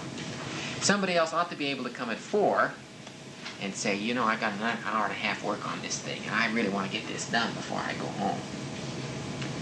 If we were doing it absolutely right and concerned about the children, then we would say, sure, you can stay for another hour and a half and finish this. To not allow a child to do it is to destroy the organismic quality of the experience. And that flies in the face of everything we know about life and viability. Now, when we ran the little Anisa school that summer, when 12 o'clock came and the parents came to pick up their children, there were maybe 20% at a natural breaking point, and they were ready to go. The other 60% or 80% who were in the middle of something did not want to go. And therefore we had the nasty job of breaking them away from what they're doing, which robs them of that good feeling of effectiveness, which arouses all those hope emotions and makes them feel like a person that can manage it, you see? So we've got a lot of work to do to decide how we're going to organize a real Anisa school, and we have some very definite views on how we can accomplish and accommodate this. And I feel the evidence so far, when we have tried this, and I can tell you about my own experiences with Upward Bound where I used this approach, the minute you do that, just on that one dimension alone, you boost productivity amazingly. And the wonderful thing is, unproductive energies just disappear. There's no property destruction. Even the language of the students, and these upward bounders came with a well-oiled vocabulary of 4-letter words. They had filthy mouths, and they cursed, and I never knew that shit had so many meanings until I worked with those children. They use it to express joy, contempt, hate, you know, really, awe, wonder, everything. This is marvelous. I found this was a marvelous word, as it turns out. I mean, I've listened to a group of those kids in a conversation, and they could talk nothing about shit and cover the whole gamut of emotions. Now, it wasn't too much cognitive, intellectual content, but they could sure communicate a wide range of feelings. But you know, at the end of the summer, the amount of cursing and what I would call useless verbiage expressing frustration just began to erode and disappear. And I had a rule on the staff that no cursing on the staff, because it's bad modeling. And you don't want to provide, we'd rather have the child's thought more productively used. And of course, if something goes wrong and you're frustrated, to curse relieves a certain amount of that pressure. But is there more productive use of the energy? Like doing it again and trying it over again, you see. Well, we think yes. And there is no doubt in my mind that if we set up the educational system right, you simply get these pathologies simply disappear. We didn't have any troubles by the end of it, by the end of that 6-week period with these delinquent kids. They were kind to one another. They had goodwill. They had enthusiasm. They had a sense of their own destiny beginning to blossom. And they were on it. But my staff was on call 24 hours a day. And after 14 days, we were just exhausted beyond belief. So it takes some energy to work with kids whose patterned use of energy goes in all the wrong directions, and to get them reorganized really takes some doing. And when we talk about the organization of the self, I'll give you some concrete examples about that. Well, these other questions, one has, what sustains the actualization of potentiality? You know, that's interaction with the environment. You know what the definition of learning competence is. You know what it's, no, I'm on the wrong thing. You know how the content curriculum is organized. Number 5, how can you evaluate your content curriculum for early childhood education? Are there any modifications needed? Let me just give a guideline there.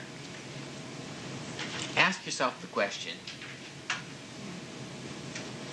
is the information I want this child to get now going to be useful for his life in the future?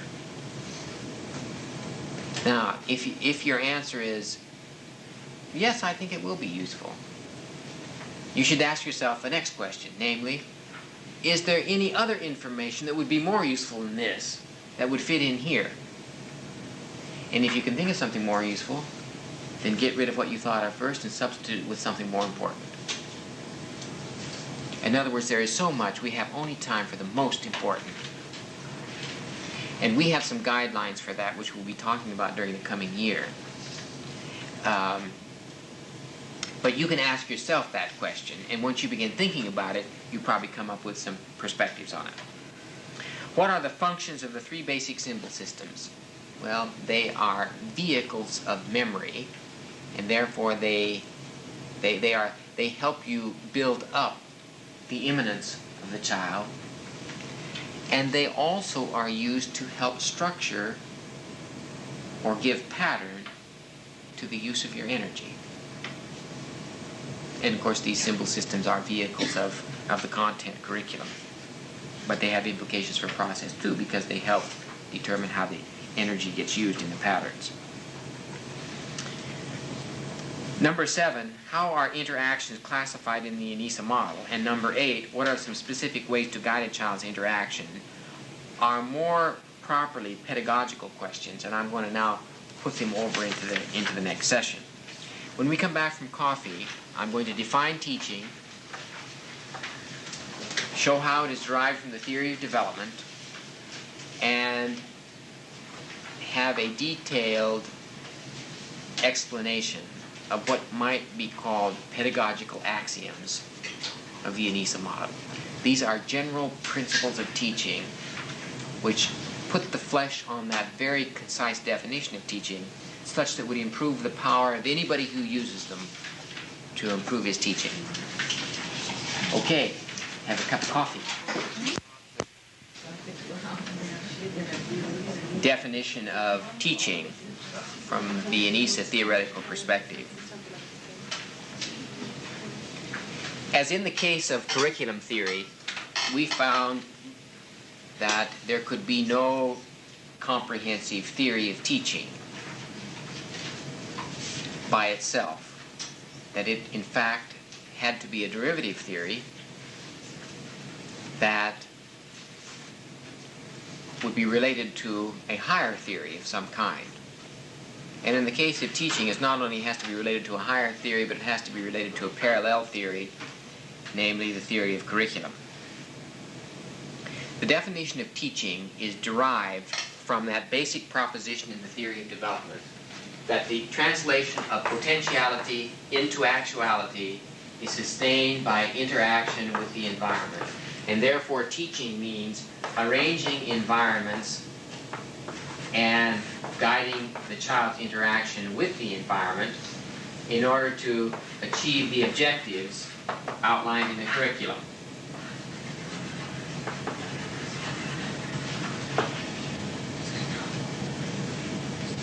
So if you haven't got a curriculum, teaching is going to be very difficult. Therefore, you can't have a theory of teaching that is independent from a theory of curriculum, because the curriculum specifies what it is you're trying to accomplish. The theory of teaching shows what you do, how you use your energies in order to help a child assimilate information on the one hand and become a competent learner on the other at the same time. The curriculum theory has an overlap with the teaching theory, and this overlapping area is the area of interaction, because the curriculum theory specifies in general terms what kind of interactions with what kinds of environments are required to achieve the objectives, and the theory of teaching is concerned with arranging those environments and guiding that interaction. We looked at our notion of learning competence and asked ourselves, given our understanding of that, how would we define teaching competence so that we have absolute parallel notions? It is the objective of the Anisa teacher preparation program to facilitate a person's becoming a competent teacher. In the case of learning competence, we said that it depended upon the conscious ability to differentiate, integrate, and generalize experience through these 5 modalities. Teaching competence then means the conscious ability to arrange environments and guide the child's interaction with him to accomplish a given objective. Now, there are a lot of teachers who know how to do it, and they are very gifted, but it's not conscious. And the problem with it not being conscious is that you can't explain it to anybody else, nor can you reflect on it very deeply, because to reflect on something means to raise it to the level of conscious awareness. And an experience that goes by unreflected upon is not going to be one that you can consciously build on. So I suspect we have lots of gifted teachers in many schools, And what they do is reasonably effective, but it could be made more effective if they had a conscious knowledge of what it is they did that was good, because then they could get rid of more things that they are doing that isn't so good, that aren't so good, thereby improving their teaching over time. When we get set up ultimately for a teacher preparation program, we're going to have two models of it. One is a kind of in-service operation where we have our own school, we're working with our own children, with our own carefully trained staff, and people who come to be trained in the Anisa system then will have the sessions on theory like we're having now, but they won't get it in such undigestible doses. They'll just get a little tiny bit at a time for a 3-year period. You realize what we're doing here today is a gross violation of what we believe in. It's too much to take. But it's better than nothing. So you always have to do things in the best way you can under the circumstances. But we will take a bit of the theory, a bit at a time. They'll have an overview, of course, and the overview will be rehearsed and repeated and so on. But on a daily basis, we'll take some part of the theory. They will then go in and work with the children under supervision of one of our master teachers, where they can see it happening, and they will get feedback. The student teaching, or what we call student teaching now, where you leave behind everything you've had from the professors and go out into some school somewhere and work with a supervising teacher for 6 weeks or whatever, will be a pattern that's broken. You can't really become a great teacher working in a spotty way under a supervising teacher who's terribly busy over a 5-week period. So our training program in Anisa will probably be a 4-year program to just train a teacher. But when they leave us, they will be good teachers. Our master's program will be designed to produce specialists and master teachers. These will be teachers who are the main orchestrators of the experience of children, and they also have administrative functions of working with specialists and guiding the activities of specialists. And I have some things to show you about administrative arrangements in that regard. For us, the master teacher is one of the highest paid people in the system. As we organize affairs now, the only way you can reward a teacher financially is to make an administrator out of them. But if their big strength is working with children, it's a shame to stick them in the office then shuffling papers. And since the main objective is to actualize the potentialities of children by making them competent learners, when you get somebody who's a master at that, that body of knowledge and skill is equal to or greater than what an administrator has to know. And therefore, why shouldn't there be compensation on that level? Well, we think that those people who can do that are worth the most. Well, we don't think that, of course, in the way things are set up now, because we don't provide rewards for super teachers. Well, they get tenure. They might get a little raise here, a little raise there. But you don't see those teachers right at the top of the pay scale, and that's where we think they ought to be, because they're the ones directly involved in the lives of those children. And if that's what the objective of the system is, then that's where the best talent is required, and that's where you ought to be able to pay for it. So we have a lot of battles to fight to get Anisa going in any system, because it just flies in the face of so many traditional ways of going about things. But it flies in the face of them not arbitrarily. There's a good, solid reason for everything we do. And we have talked with large numbers of people, as I indicated before. And And we haven't found anybody that has come up with alternative kinds of reasoning that are sounder than what we have generated to support the position we have. Now you know yourself how damaging it is for a child to be stuck with a teacher for a whole year and maybe have that teacher undermine that child's academic future. It happens to lots of kids, and the evidence is it happens to around 1 million children every year in this country. So that we have about 15 million youngsters being derailed, some in the process of completing the derailment, others just beginning it. Now if you start in the system and you get messed up by a teacher because she didn't fit you and whatever happened, not because the teacher is malicious. I've met very few malicious teachers.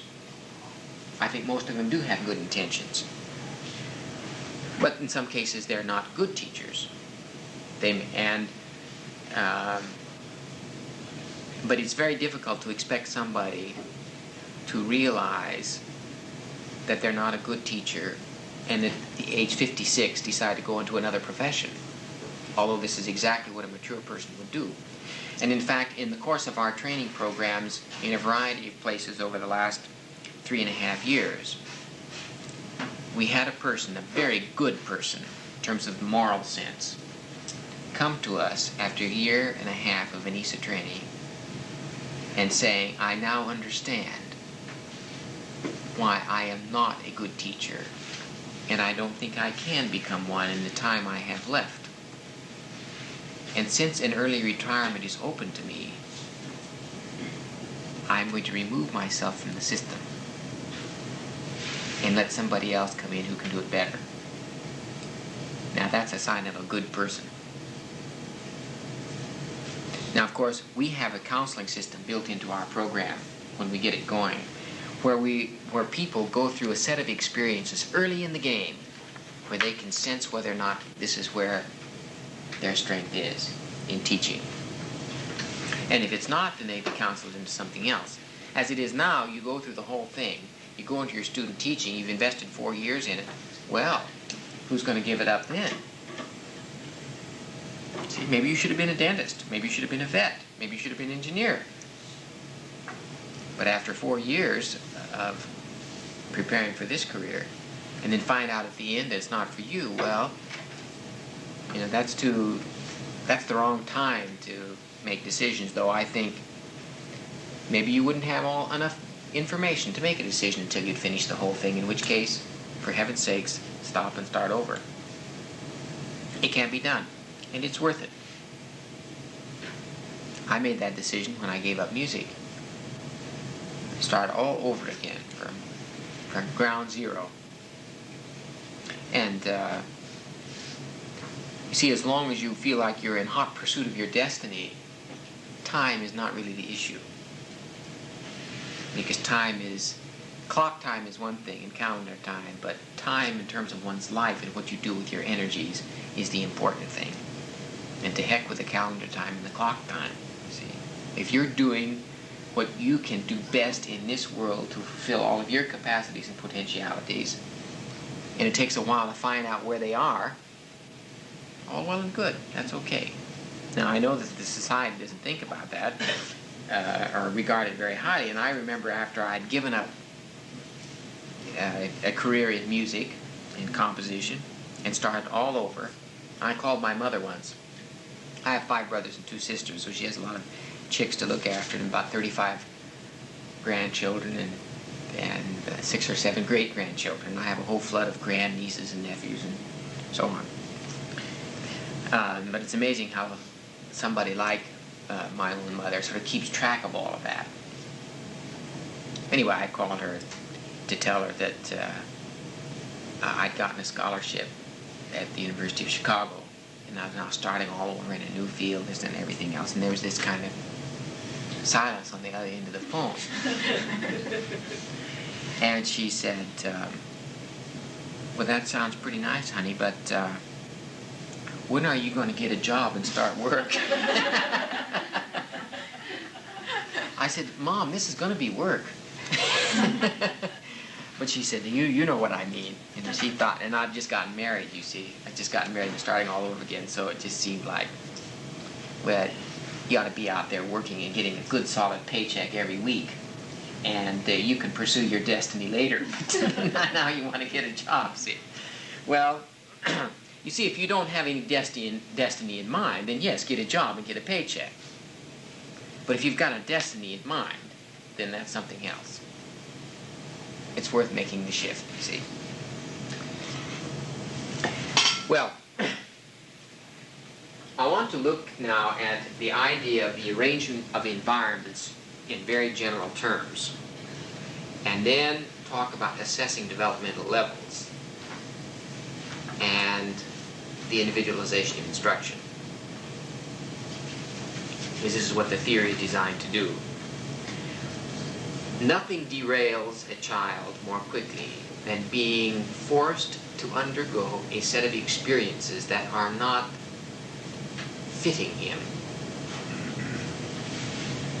Now, if you make a child have a set of experiences repeatedly that don't fit him, first of all, those fear kinds of emotions, those anxiety kinds of things begin to get generated.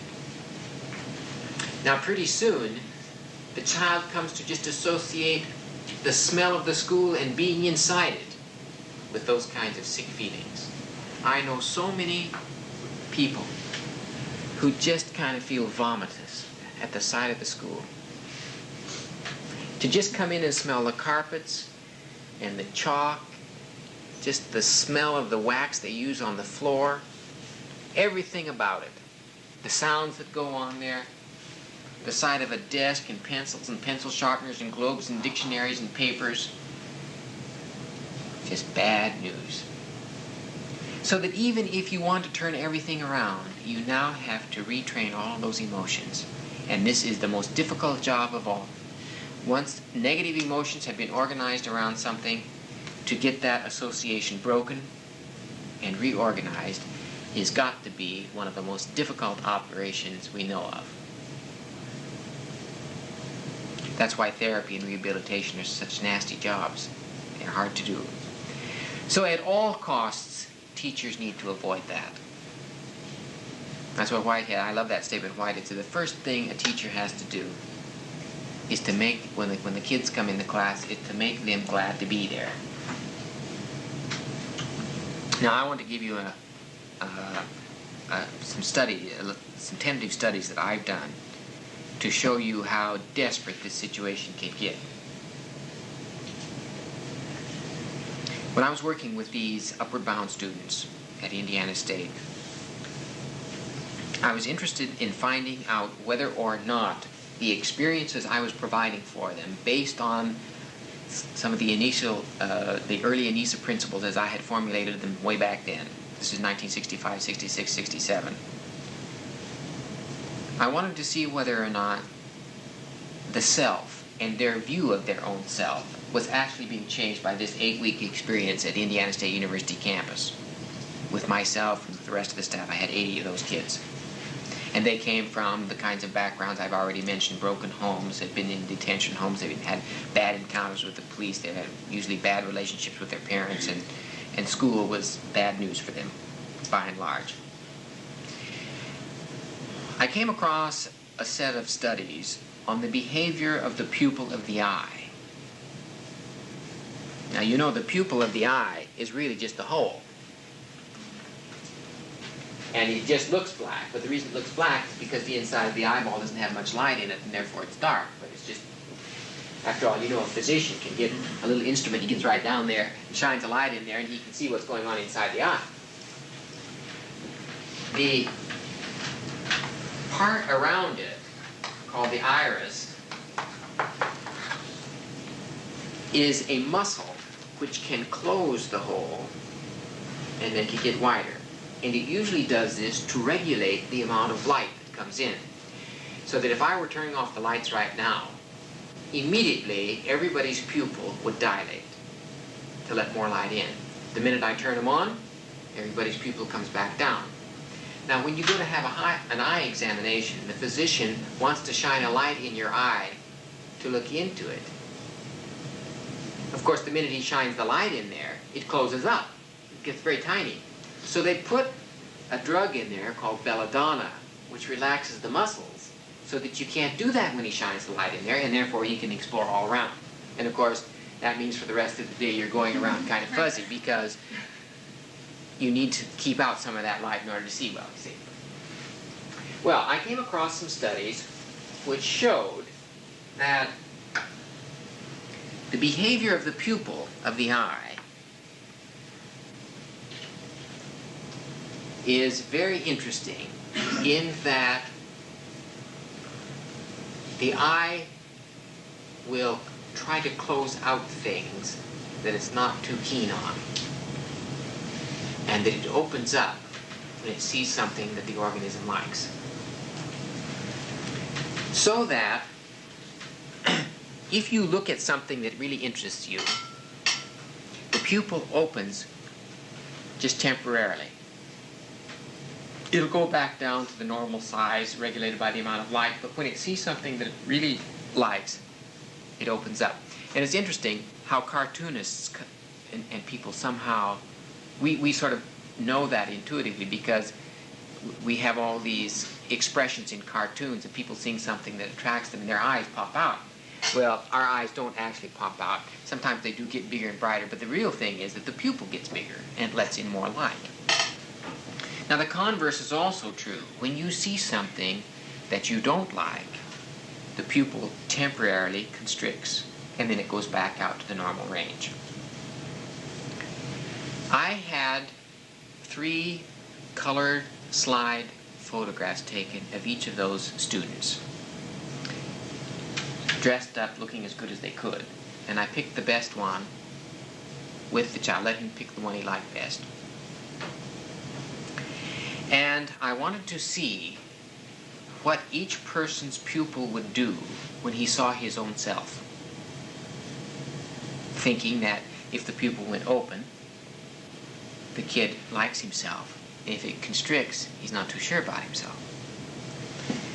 So I had a graduate student named James Keene, who's now went on to great glory and is now a neurophysiologist at the University of Puerto Rico, but he was a Woodrow Wilson Fellow and went to the University of Michigan and worked with James Olds, and he's an expert on brain structure, brain chemistry, and its relationship to emotion and memory and learning and so on. And he was a good friend of mine, and he came down to help me work on this little study. So he constructed a black, I was going to say a black box, I mean just a box. And it has a hole in it there with a little chin rest. And you could put your head into that box and clamp down and hold it there. And we had a partition, a wall right here, so that I could stand here with a wall like this, so that the person who's got his head in this box doesn't see me here. And we had a binocular microscope that went in to the box and right underneath where his eye was. On the rear end of the box back here, we had a screen, and we had a carousel. This is a rear view projection screen where so that when I would look through these two, through the microscope, I would see his eye, and I could observe the behavior of the pupil as it moved back and forth. And the interesting thing is, when the eye is blown up that big and you watch it, the pupil is going like this. I was very surprised. I thought that, it would just kind of stay like that, and it would get big and get small, but it's kind of like a wave motion. It's going sort of up and down, and it's moving an awful lot, more than you think it is when you just look at somebody, because when it's blown up, the movement gets exaggerated. Now, I could tell what picture the person was looking at on this rear view screen, because we had it arranged so that off the cornea of the eye was an inverted reflection of the picture. So I could tell by looking on his eye I could tell what picture he was looking at because it would be reflected right off the eyeball itself. Now I had a whole set of pictures. I had pictures of horses, of motorcycles, of grassy green areas, hiking in the mountain. I had pictures of dictionaries, books, chalk, cap and gown, globes, rulers, pencils, pens, chalk, erasers, teachers, and lockers, libraries, dictionaries, all that kind of thing. Plus the picture of the child himself, the student himself, in there somewhere. And I watched what his eye did as it saw each one of these pictures.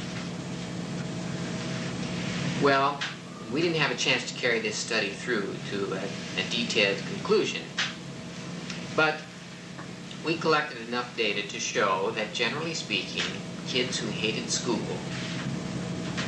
had, if they hated it bad enough, when they saw all those things, the minute they came on the screen, the eye would go down like this. And the worst of it was when the picture of the kid himself came on, to watch his eye reject himself. Because those who really had what you would call a bad self-image, when the picture came on, excuse me, when his own picture came on, his eye would constrict and try to screen him out.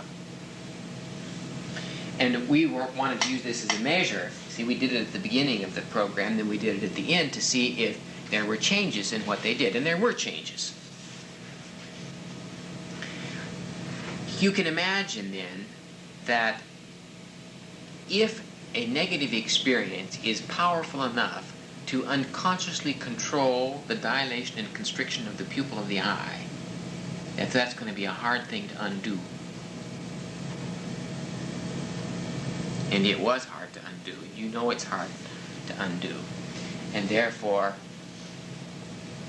how can we avoid it, prevent it from happening? Now we did another thing. We took some of the students and we had a little cup here into which some money could fall from a little channel down here. You can see what we're about to try out. We would shine the picture of the child himself, of the student himself, and at the same time we would turn, and this would be a child who would ordinarily constrict the pupil when he saw himself. At the minute it came on, we would turn the light down on the inside of the box, which meant that the counter tendency would be to open up the pupil because it got darker inside the box. So that when the light came on, when the picture came on, the pupil would naturally constrict if the kid didn't like himself. But we had turned the light up in the box previously. There's a little light bulb in here. We would turn the rheostat down so that right at that moment his picture came on, it would get darker inside the box, and that would make the eye open up. So there would be a conflict between the tendency of the eye to constrict when it saw its own image and the tendency for it to open up because it got darker inside the box. You get the picture?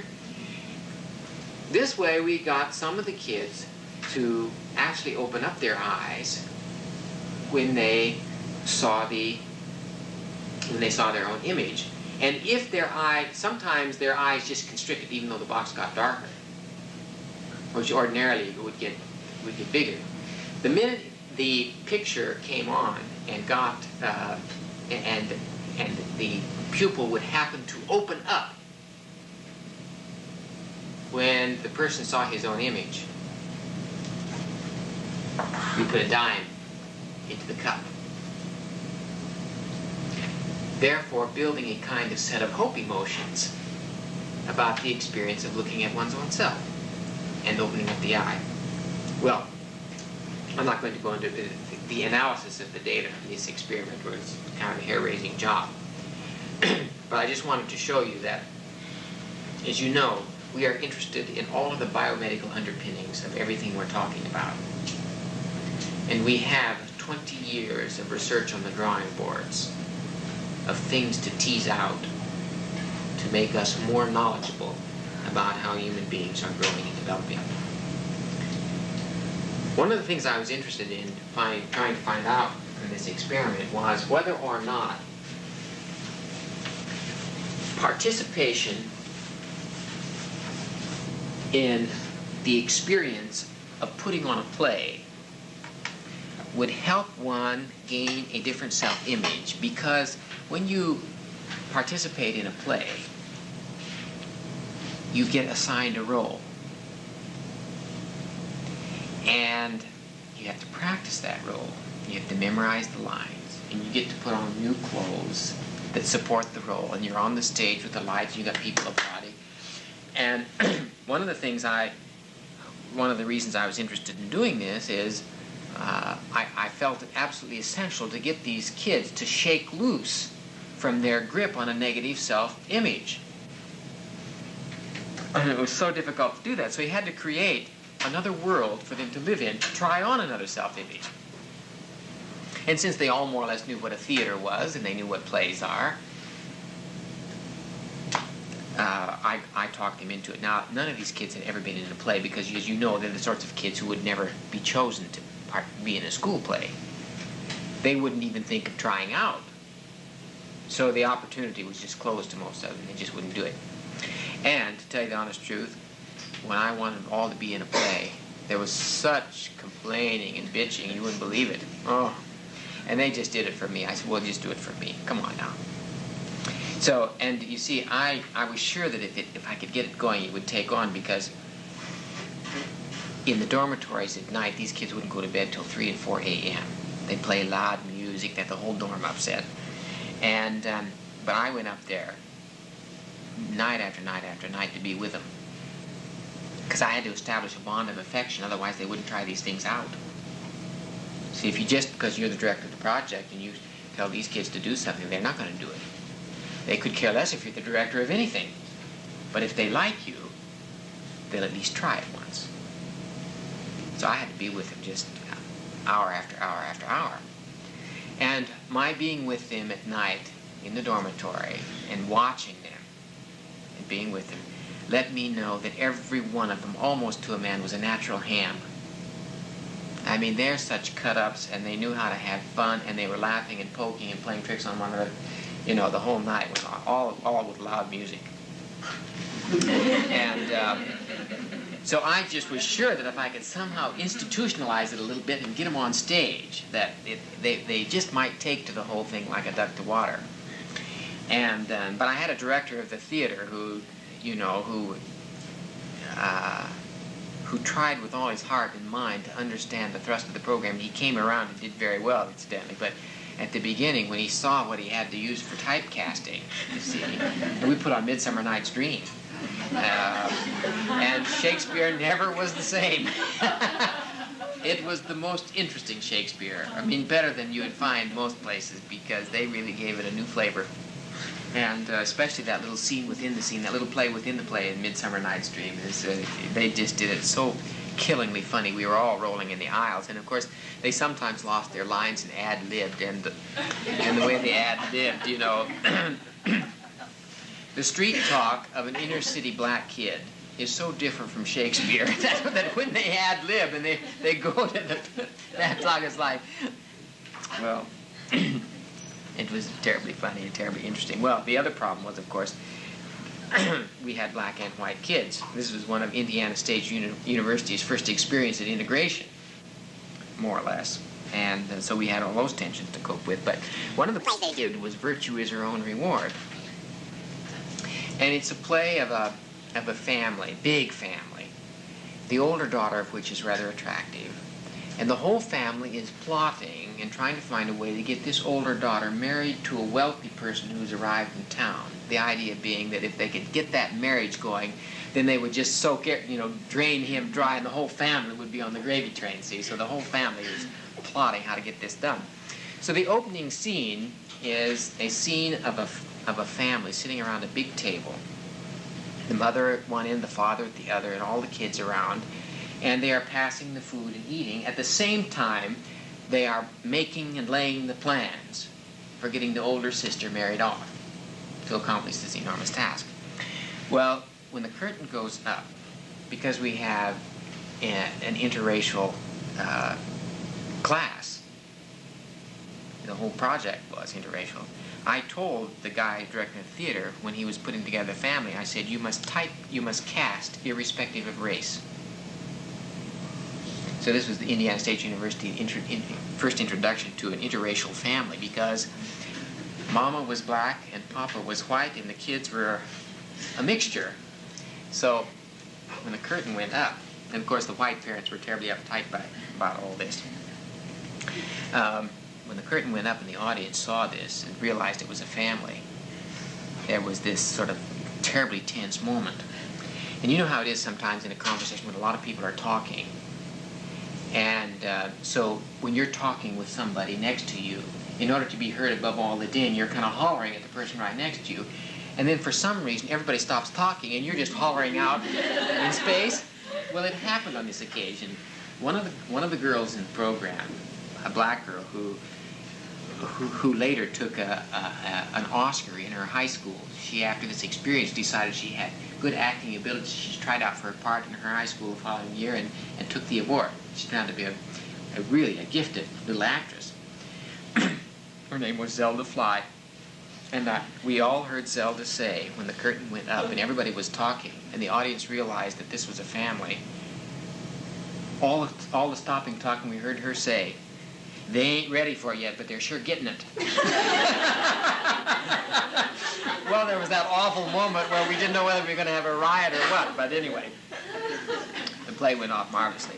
Well, I wanted to see at the end of our summer, after everybody had to be in a play, whether or not that experience of letting their own self go and trying on a new self actually made them let go of who they were so that they could become something else.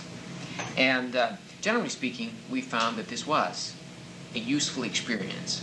And of course, therapists have known this. They use role-playing and all these kinds of things, which is another way of doing it.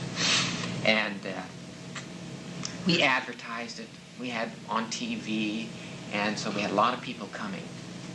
And the night before the first performance, the director of the theater came to me and he said, "This is hopeless."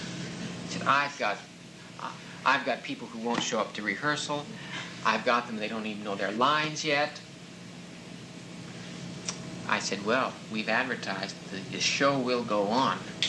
Talk about this guy having ulcers and all of his fear emotions organizing. I was afraid he wasn't even going to show up himself. I said, I've been up at the dormitory. These kids are all hams. And I just feel so sure, I said in a very shaky voice, that they are going to come through. You have to be positive, even though you're not so sure yourself. Well, I tell you, when the curtain went up, and there they were, they ran with it. And the audience was just enthusiastic, beyond belief. Now, one of the plays we did was Riders to the Sea. And it's a play with a setting in Ireland. It's a serious play. And it's a story of a woman, an old woman, which was actually played by Zelda Fly,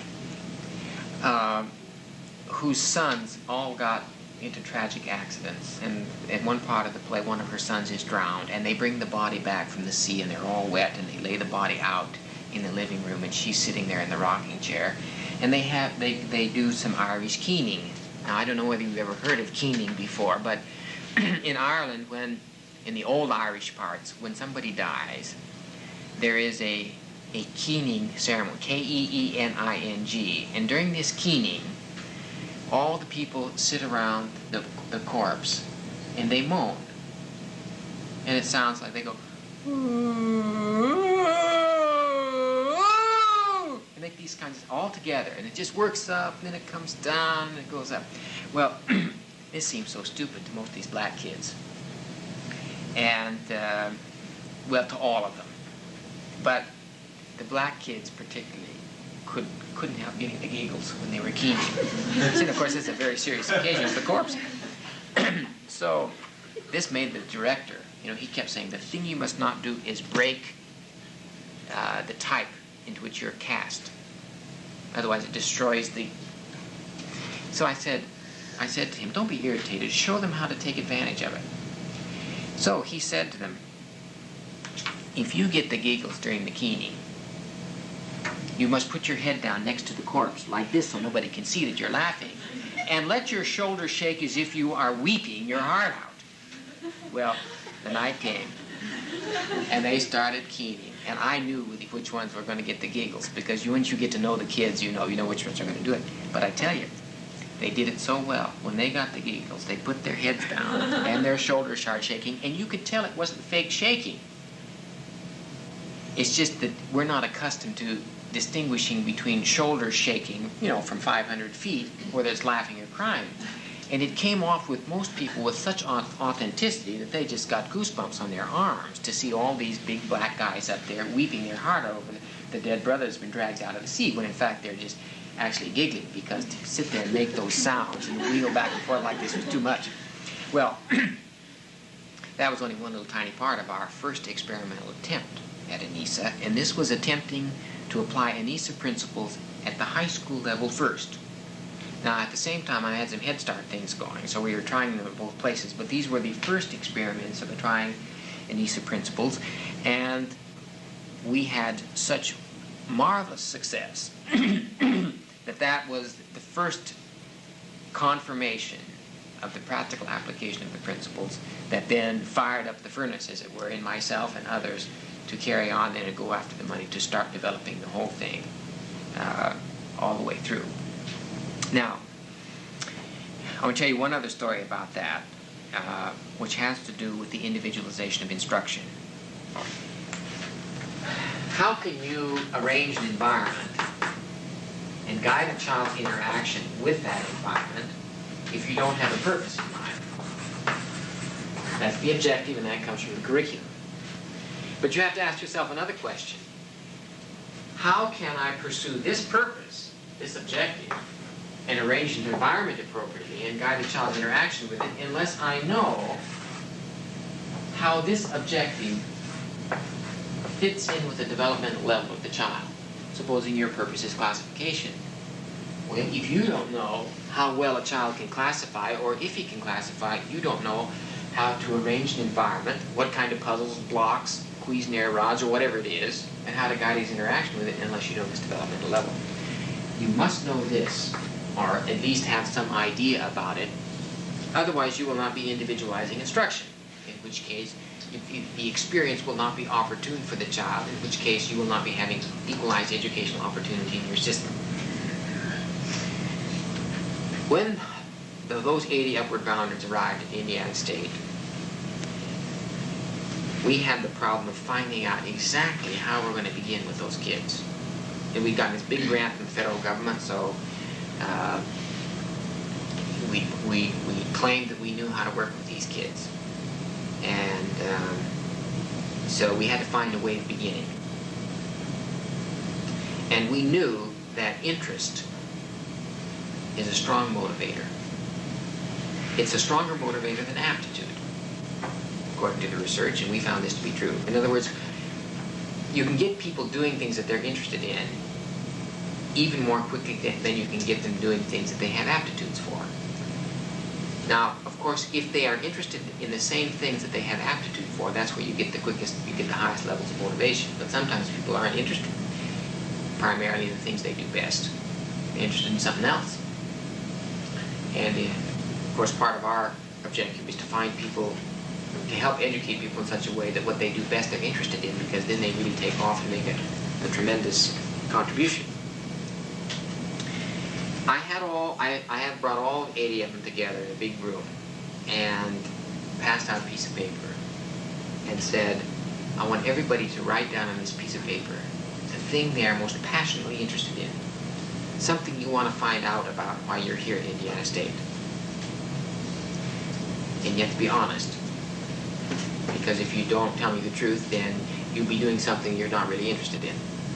Well, they thought it was such a dumb idea, as they did almost about everything initially. And I said, no, you just have to do it for me. So it's okay. So they all wrote down something, and I collected the papers and looked at them. And I read out some things. And one kid said he was interested in the history of aviation. I took one look at him and I knew he wasn't any more interested in the history of aviation than a rubber duck.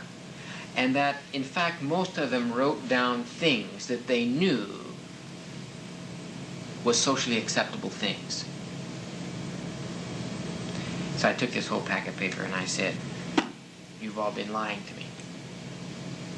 Most of you have been lying to me. You didn't tell me the truth here. And so we are now going to find the truth.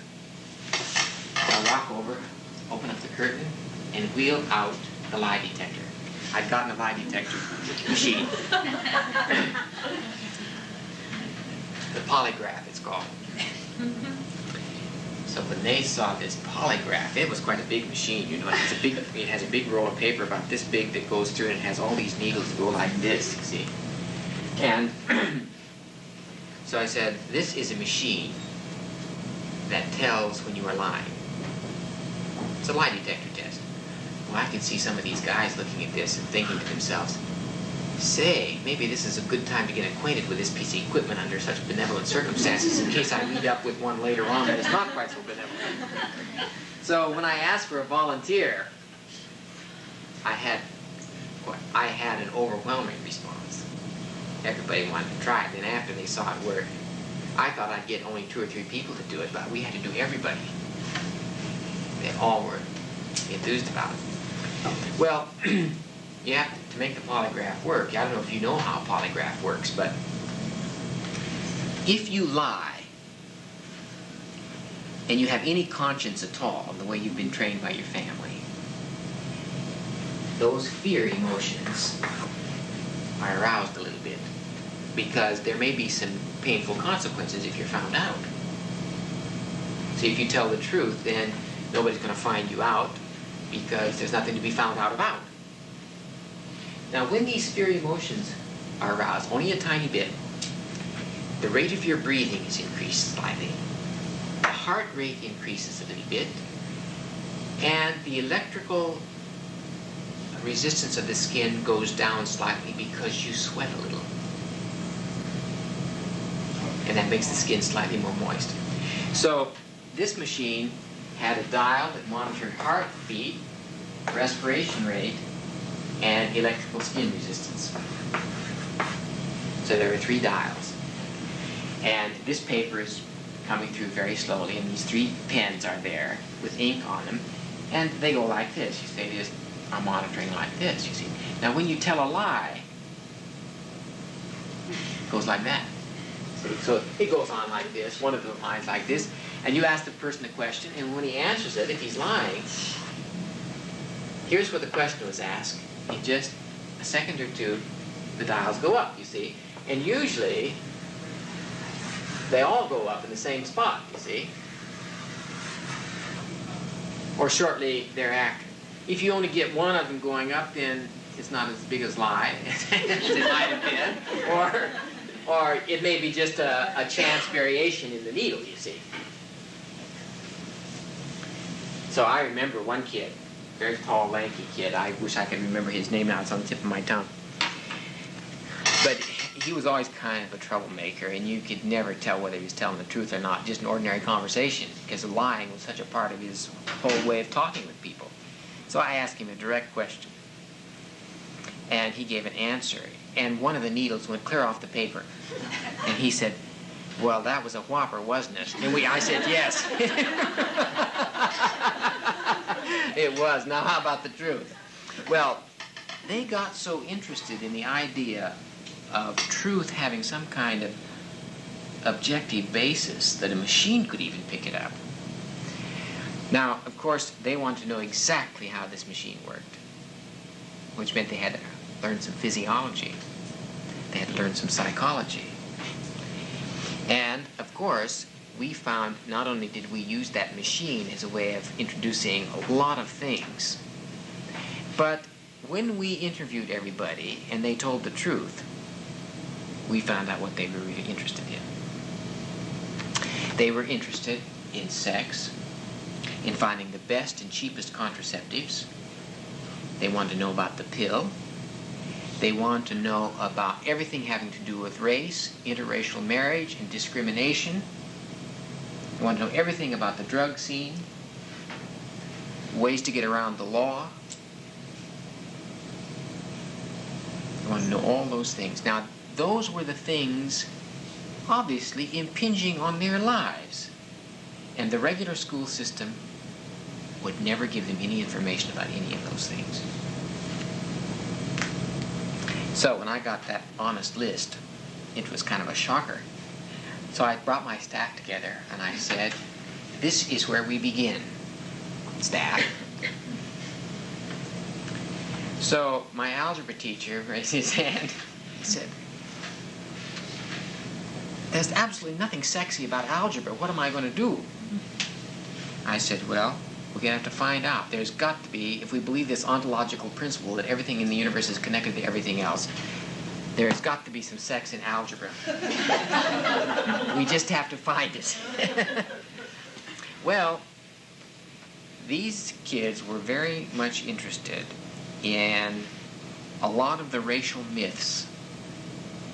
For instance, about interracial marriage. The idea that if a white marries a black, the literature says that this black is inferior stock and therefore it drags down and makes a poor quality of the white stock. They want to know what's the proof of that. The proof of that is, the disproof of that is in genetics.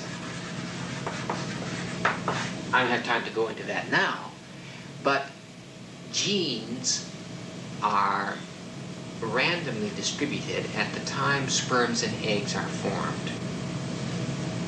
And you can actually calculate the probability of certain genes being paired with other genes through an algebraic formula called binomial expansion. Sex is involved in algebra. We found it. It was marvelous. So, we started off our algebra talking about numbers of sperms and eggs and numbers of genes and what happens. So we taught those kids in the course of that summer how to refute any argument on a genetic base about racial inferiority. No, we had no problem at all. And then they got so interested in this, the Supreme Court had just struck down state laws which prohibited interracial marriages, just that year that we were in business. So they decided to do in the sociology course, they would do an experiment in the city of Terre Haute to find out whether or not, to find out what the citizens of Terre Haute thought about interracial marriage. And their idea was to have a mock interracial marriage in the main hotel downtown. And then, when that attracted attention, to go around and interview everybody. So I thought, wow, this is something. So anyway, we got permission from the hotel manager. He was so sorry later, but anyway.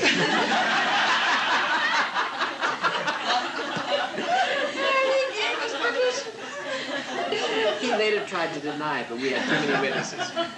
So anyway, we got a platinum blonde girl and a handsome 6'2" black student. And then we organized relatives on both sides, because we had both whites and blacks, so we just organized ourselves as relatives, and the staff members were parents and aunts and uncles, and the rest were cousins, you see, on both sides. So anyway, all we did was, we went in the back door of the hotel, and came out the front door, and had a lot of people taking pictures and everything, you see. And then it was right at the rush hour, so there were long lines of people waiting to catch buses, and then everybody went around with tape recorders and interviewed people, saying, this is Terre Haute's first interracial marriage, what do you think of it? Well, we knew what they thought of it, but anyway, it was a sociological study to confirm what we knew they knew, or to confirm our knowing what their opinions were. Well, and then the two newlyweds got into a car, and we drove up and down the main street of Terre Haute, beeping the horn with crepe paper streamers, old signs said just married. Everybody came out and looked. No, I mean the whole town knew that there had been interracial marriage. And then we took the whole crowd off to a cafe to be served. And here's where the white students for the first time got a sense of what discrimination is. Because the minute they came in the wedding outfit in this fancy restaurant,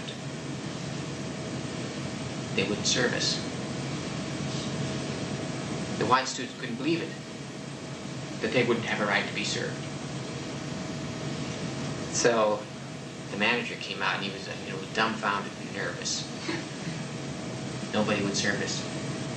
So I got up and made a little speech about where America is and what it means to be an American and what democracy is and what human rights are.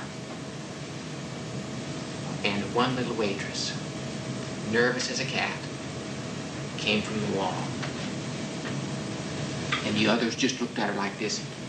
She stepped forward and served us all. And I know she was so nervous she could hardly do it, but it was a tremendous step forward of courage. And later we had an enormous discussion on how courage is required when you are making a stand for justice, and that therefore it is an important element in moral competence. We worked that into the whole system. Well, by the time I got back to my office, to cut a long story short, I had a phone call from the president of the university. And he said, Dan, I know you don't know it, but some of your upward bounders have been causing a little stir in the town. I said, of course I know it. I was right there with him. You see, I'm sure he knew that I knew, but he was going to let me off the hook. But I didn't want to be off the hook, because people are playing those kinds of games all the time. Well, my point is simply this. Those students never dreamed education could be so great. It changed their whole view in the course of 8 weeks, because we found out where they were in their lives, and we built the experience from there.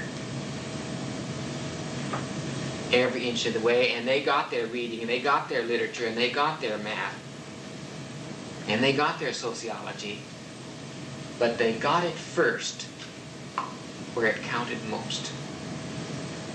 And you see, in the subsequent years, all that interest in sex, in race, and everything dwindled, and many other things came in to take their interest. And so it became more balanced.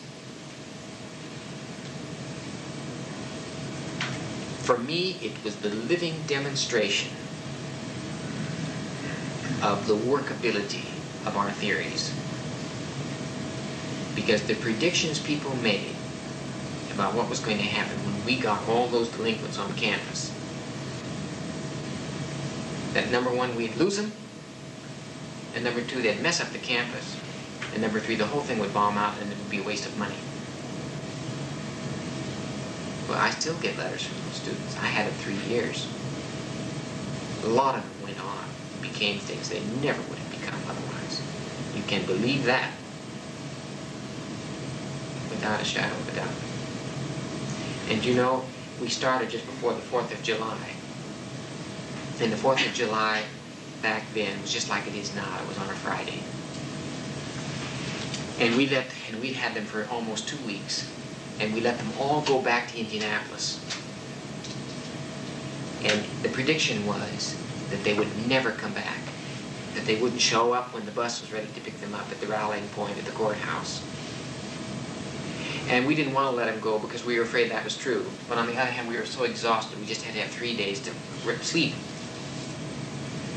Not one single student out of the 80 failed to show up and pick up time to come back to Indiana State on Monday. Not one. Why? Because for the first time in the lives of these students, they were placed on the cutting edge of their development, and they were beginning to have a sense that they had a destiny, number one, and number two, they might even get in charge of it. So those confirmations, which came fast and furious in the midst of many, many problems, nonetheless, I think were the chief evidences of the workability and the utter practicality of these theories if you really put them in practice. There is just practically no way to fail. Because if the theories are right, and I think they are, They reveal for us ultimate realities about the nature of man. And when you're working with that, and you're in touch with it, then you can be effective. It's as simple as that. And that's what our theory of pedagogy in part rests on. We have to go to have hot dogs now. This afternoon, I want to outline 5 or 6 other points and then involve you in some exercises which bring different perspectives on differentiation, integration, and generalization as a teacher has to view it in order to make her teaching effective. Thank you very much. Mag, do you need an announcement to how to get where we're going to go? Does everybody know how to get out to read? And that kind of activity, you may just kind of finish when you're tired of it, and that may be the end of it, see? But it's good if you can get the child, when he decides to do something, to articulate what it is he's trying to accomplish in a way that it is relatively obvious what the evidence would be for having completed what he set out to do. That's why an objective, in education, like, well, we want to improve the child's self-image. Well, that's all right as an objective, but you better break it down a little bit, because it's not clear by just that statement what you would accept as evidence for an improved self-image. So that if the objective does not suggest the nature of the evidence that would be acceptable as proof that something has been accomplished, then the objective isn't stated very well. Now, you'll notice all of our objectives here are stated in terms of what the child will accomplish.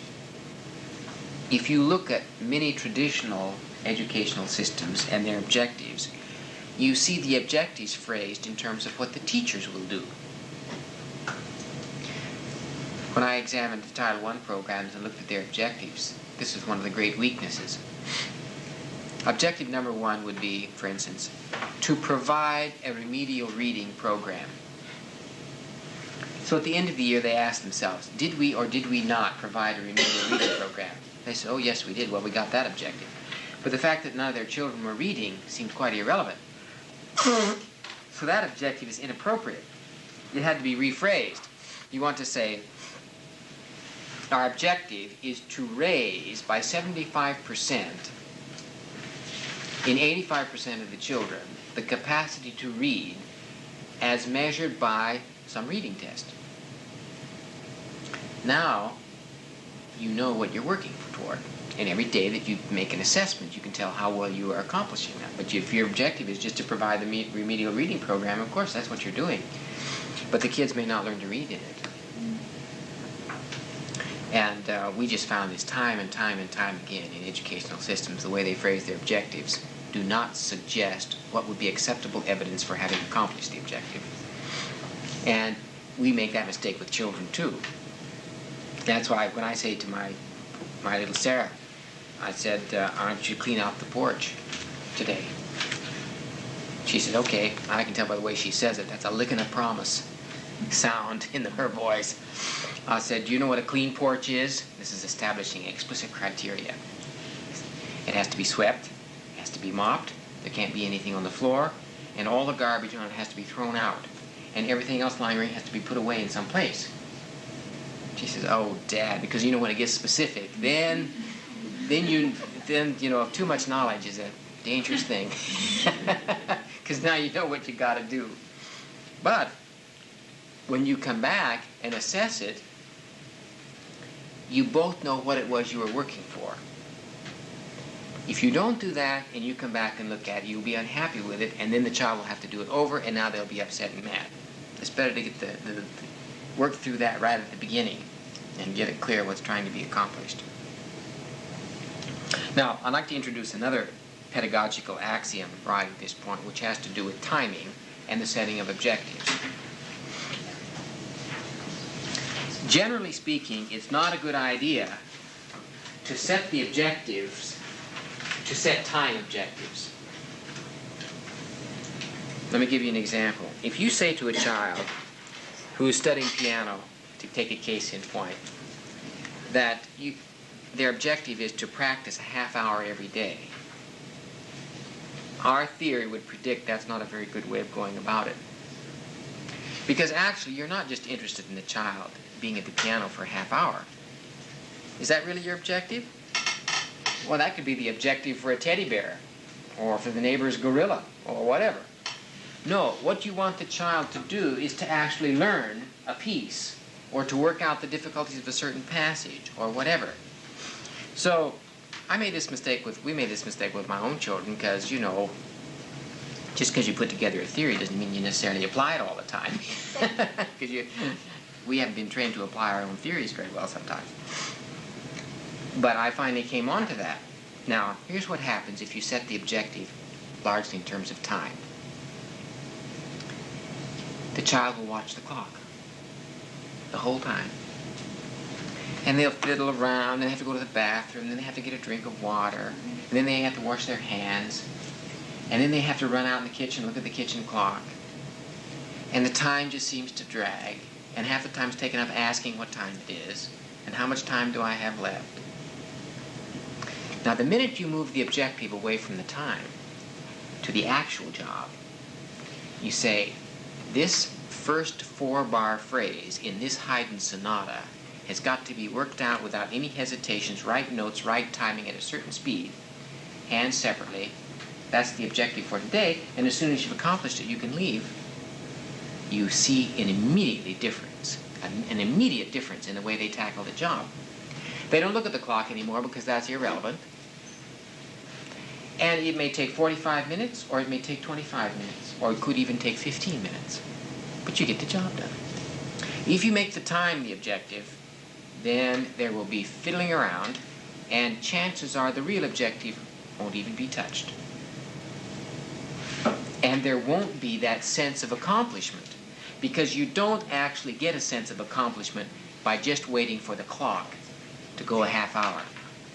There is very little sense of effectiveness that comes to a child waiting for the clock to move. But if they really work and accomplish something in 20 minutes or 15 minutes, there is a sense of effectiveness. And that enables them to come to enjoy what it is they're doing.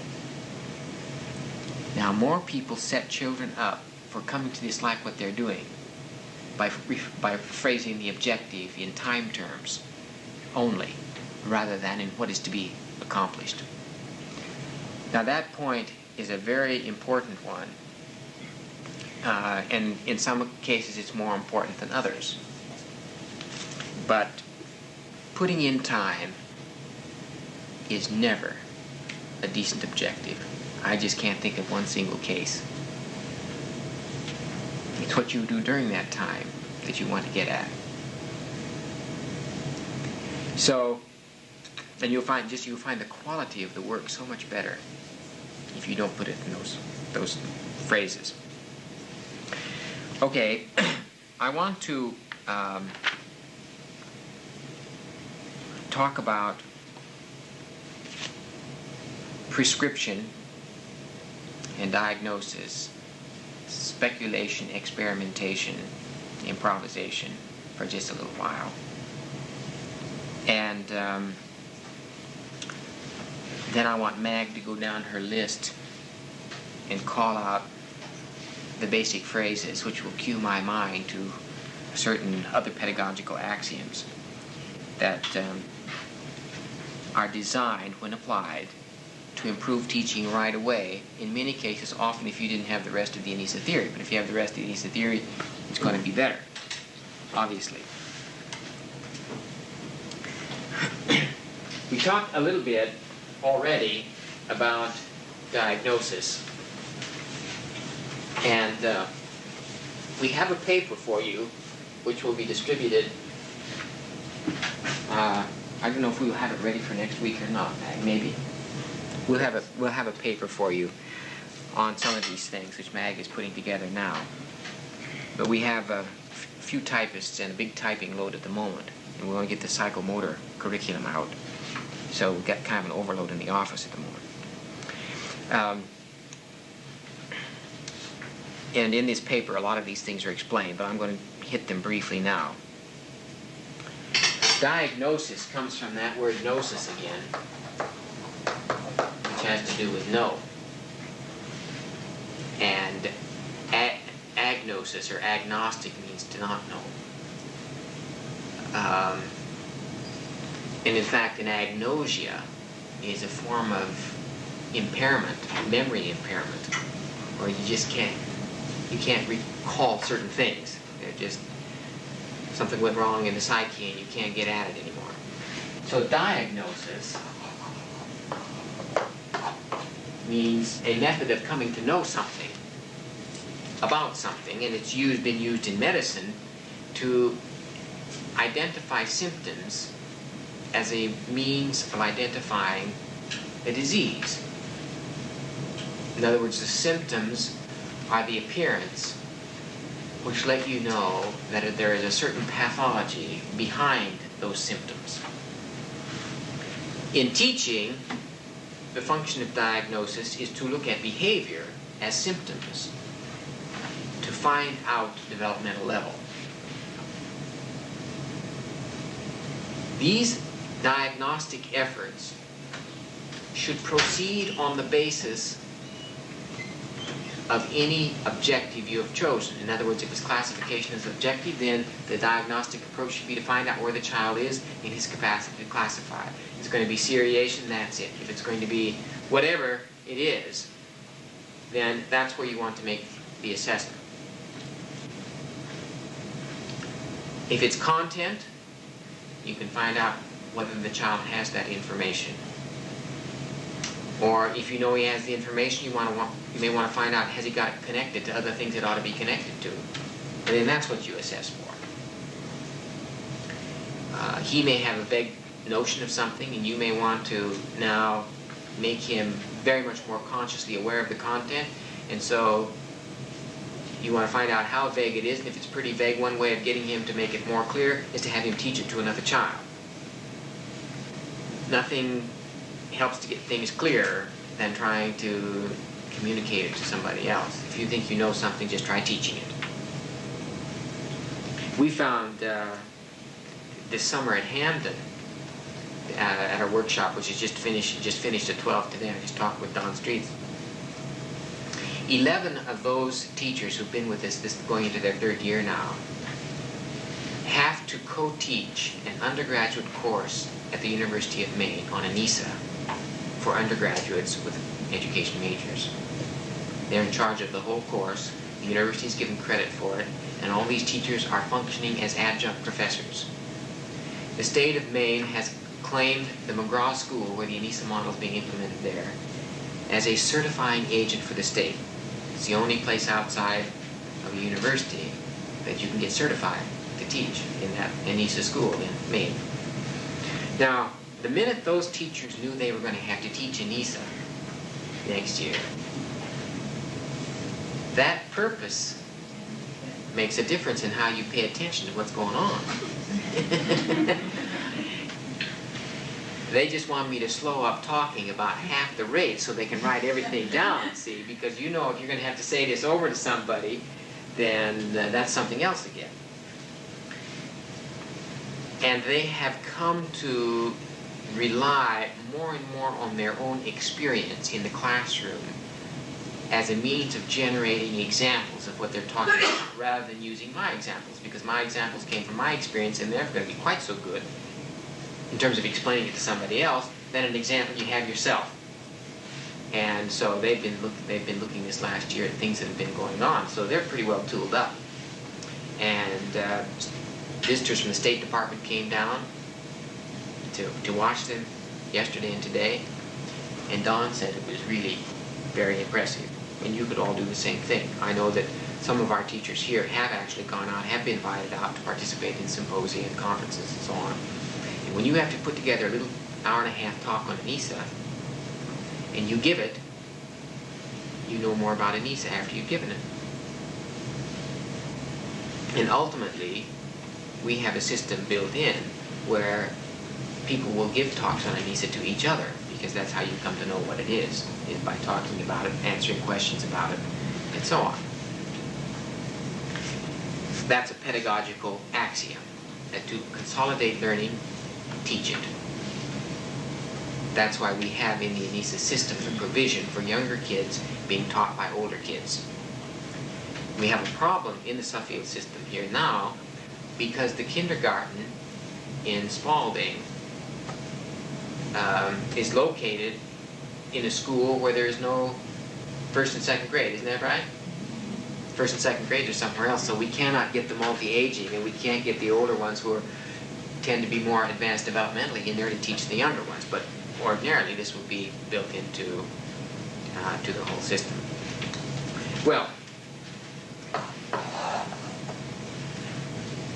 ultimately, we see that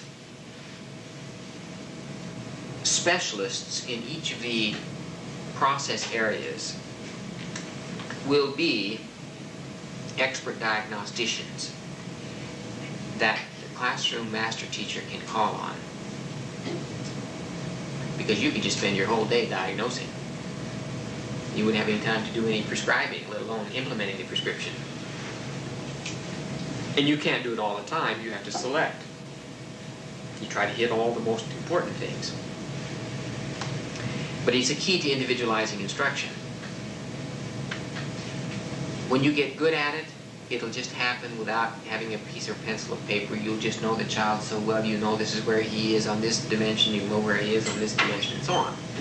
If you have too many kids, that overloads the memory. That's why we have ultimately a computerized diagnostic system built in, where at the end of the day, you will have an aide who will punch in where Johnny is on math, write a clear specification of where he is.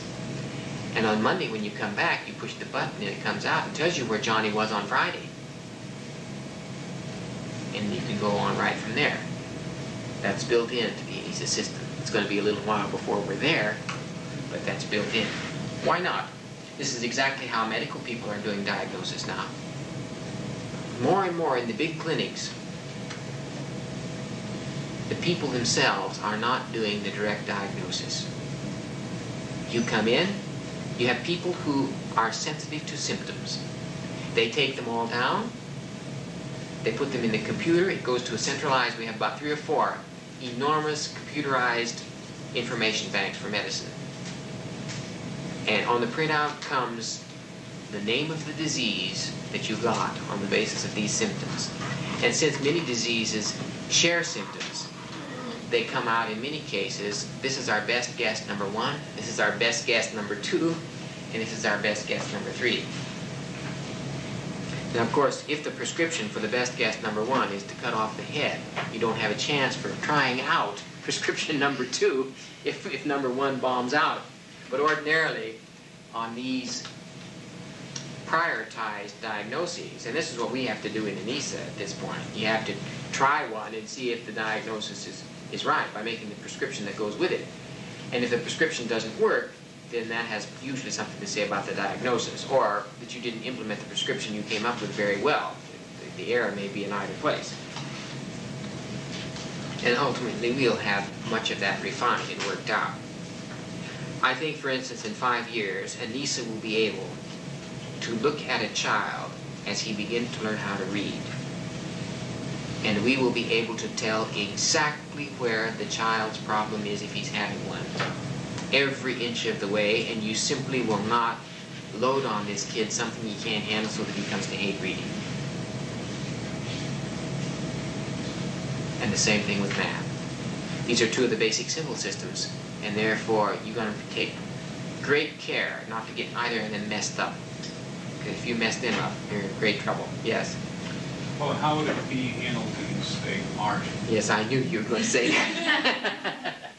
There, it's a little bit different because the criteria for the objective you might have in mind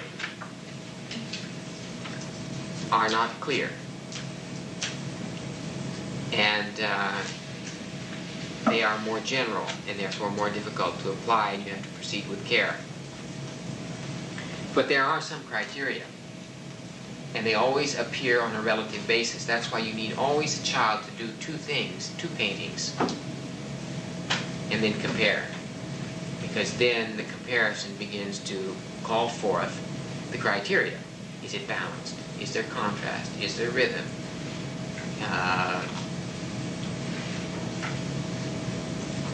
Essentially, questions of the formal elements.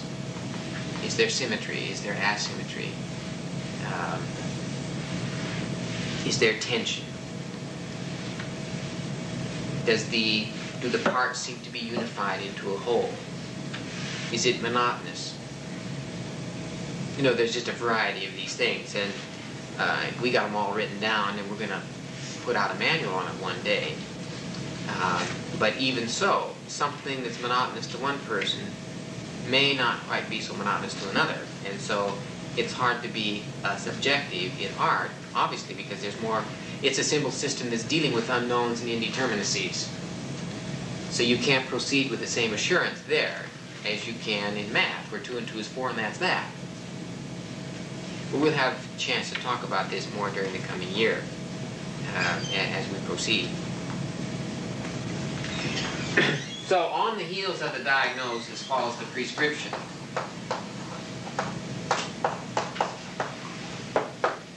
Now, pre means before, and scribe means write. So you really ought to write it down. It is the verbal explanation of what environments should be arranged in what way and what the guiding of the interaction should be like in order to get the child to interact in such a way that the objective is achieved. The objective or the dimension of the objective where you had done the assessment or the diagnosis. After you've diagnosed and prescribed, then you want to implement the prescription.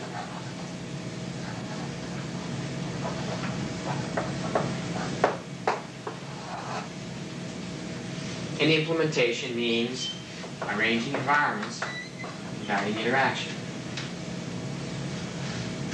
It's what you've written down up here.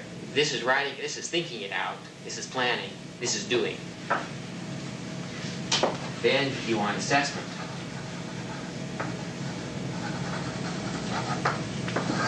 Which is a form of diagnosis. It's kind of re-diagnosis. That's designed to tell you whether or not what you did got you where you thought you were going. If you didn't get where you were going, it may bear repeating, but not without reflection. If you didn't get where you thought you were going, then you may want to re-diagnose and examine the diagnosis to see if it was accurate. Or you may want to look at the assessment to see if it was accurate. Or you may want to see if you think that the diagnosis has been accurate, whether or not in fact that's what you did. See, the error could be that it could be the prescription could be right, but you may have goofed on the implementation of it. So you have to find out. In other words, you must analyze to see if you can find the error, if there was one. And if you can't find it, then repeat it. And the second time around, you may see something you didn't see the first time around. If the diagnosis is wrong, it means you're not on the cutting edge of the kid's developmental level. And that means the experience will not fit him. Now, there's a pedagogical axiom here that needs to be applied. If you diagnose the developmental level, say, and you get a profile that looks like that, then the experience you want for the child should fit this shape, say. I'm talking in very abstract terms, but if you put it right there, there will be no introduction of novelty in the experience. And that's another pedagogical axiom, the steady introduction of novelty. In this case, the introduction of novelty takes the form of determining optimal disparity. In other words, the experience you plan shouldn't absolutely meet where he's been. It should be just a little bit beyond it, because that creates tension, since there's a little unknown there, and that tension is called curiosity. And that tension is a great motivator for learning. So this is the axiom of optimum disparity. It's making the motivational match between experience, planned, and where the child is developmentally. Now, if you put it way over here, this is too big a gap.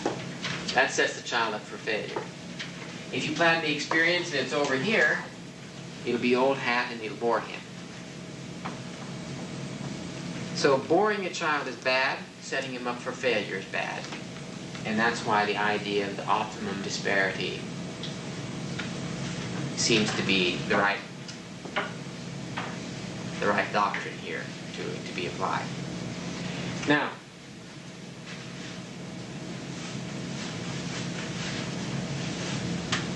if you don't have enough information to make a decent diagnosis, you speculate. In other words, you theorize. And a good Anisa teacher's got to be a good theorist, because our 20 years of research aren't done yet. We haven't got instruments on all these things. It'll take 50 years before we do. We've got some of them. It depends on how much money we get. I've got a group of top-flight theorists who are longing to throw their lives and careers into it. But it costs money to establish testing instruments and validate them and so on. Long time. So in the meantime, you speculate, you get your hunches together, and you experiment.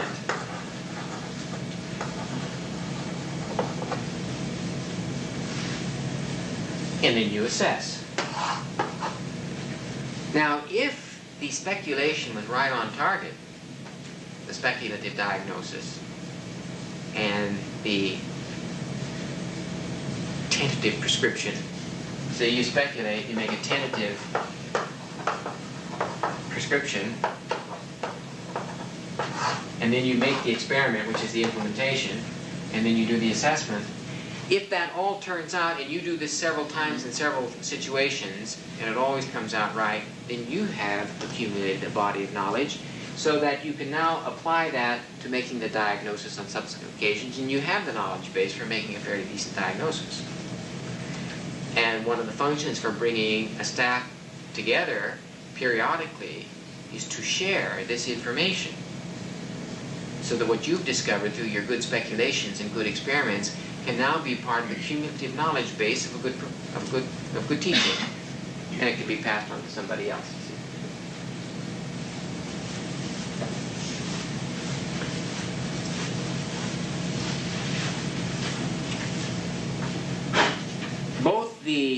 Both sides of this, the diagnostic, prescriptive, implementation, assessment, and the speculation, tentative prescription, experiment side, both involve elements of improvisation.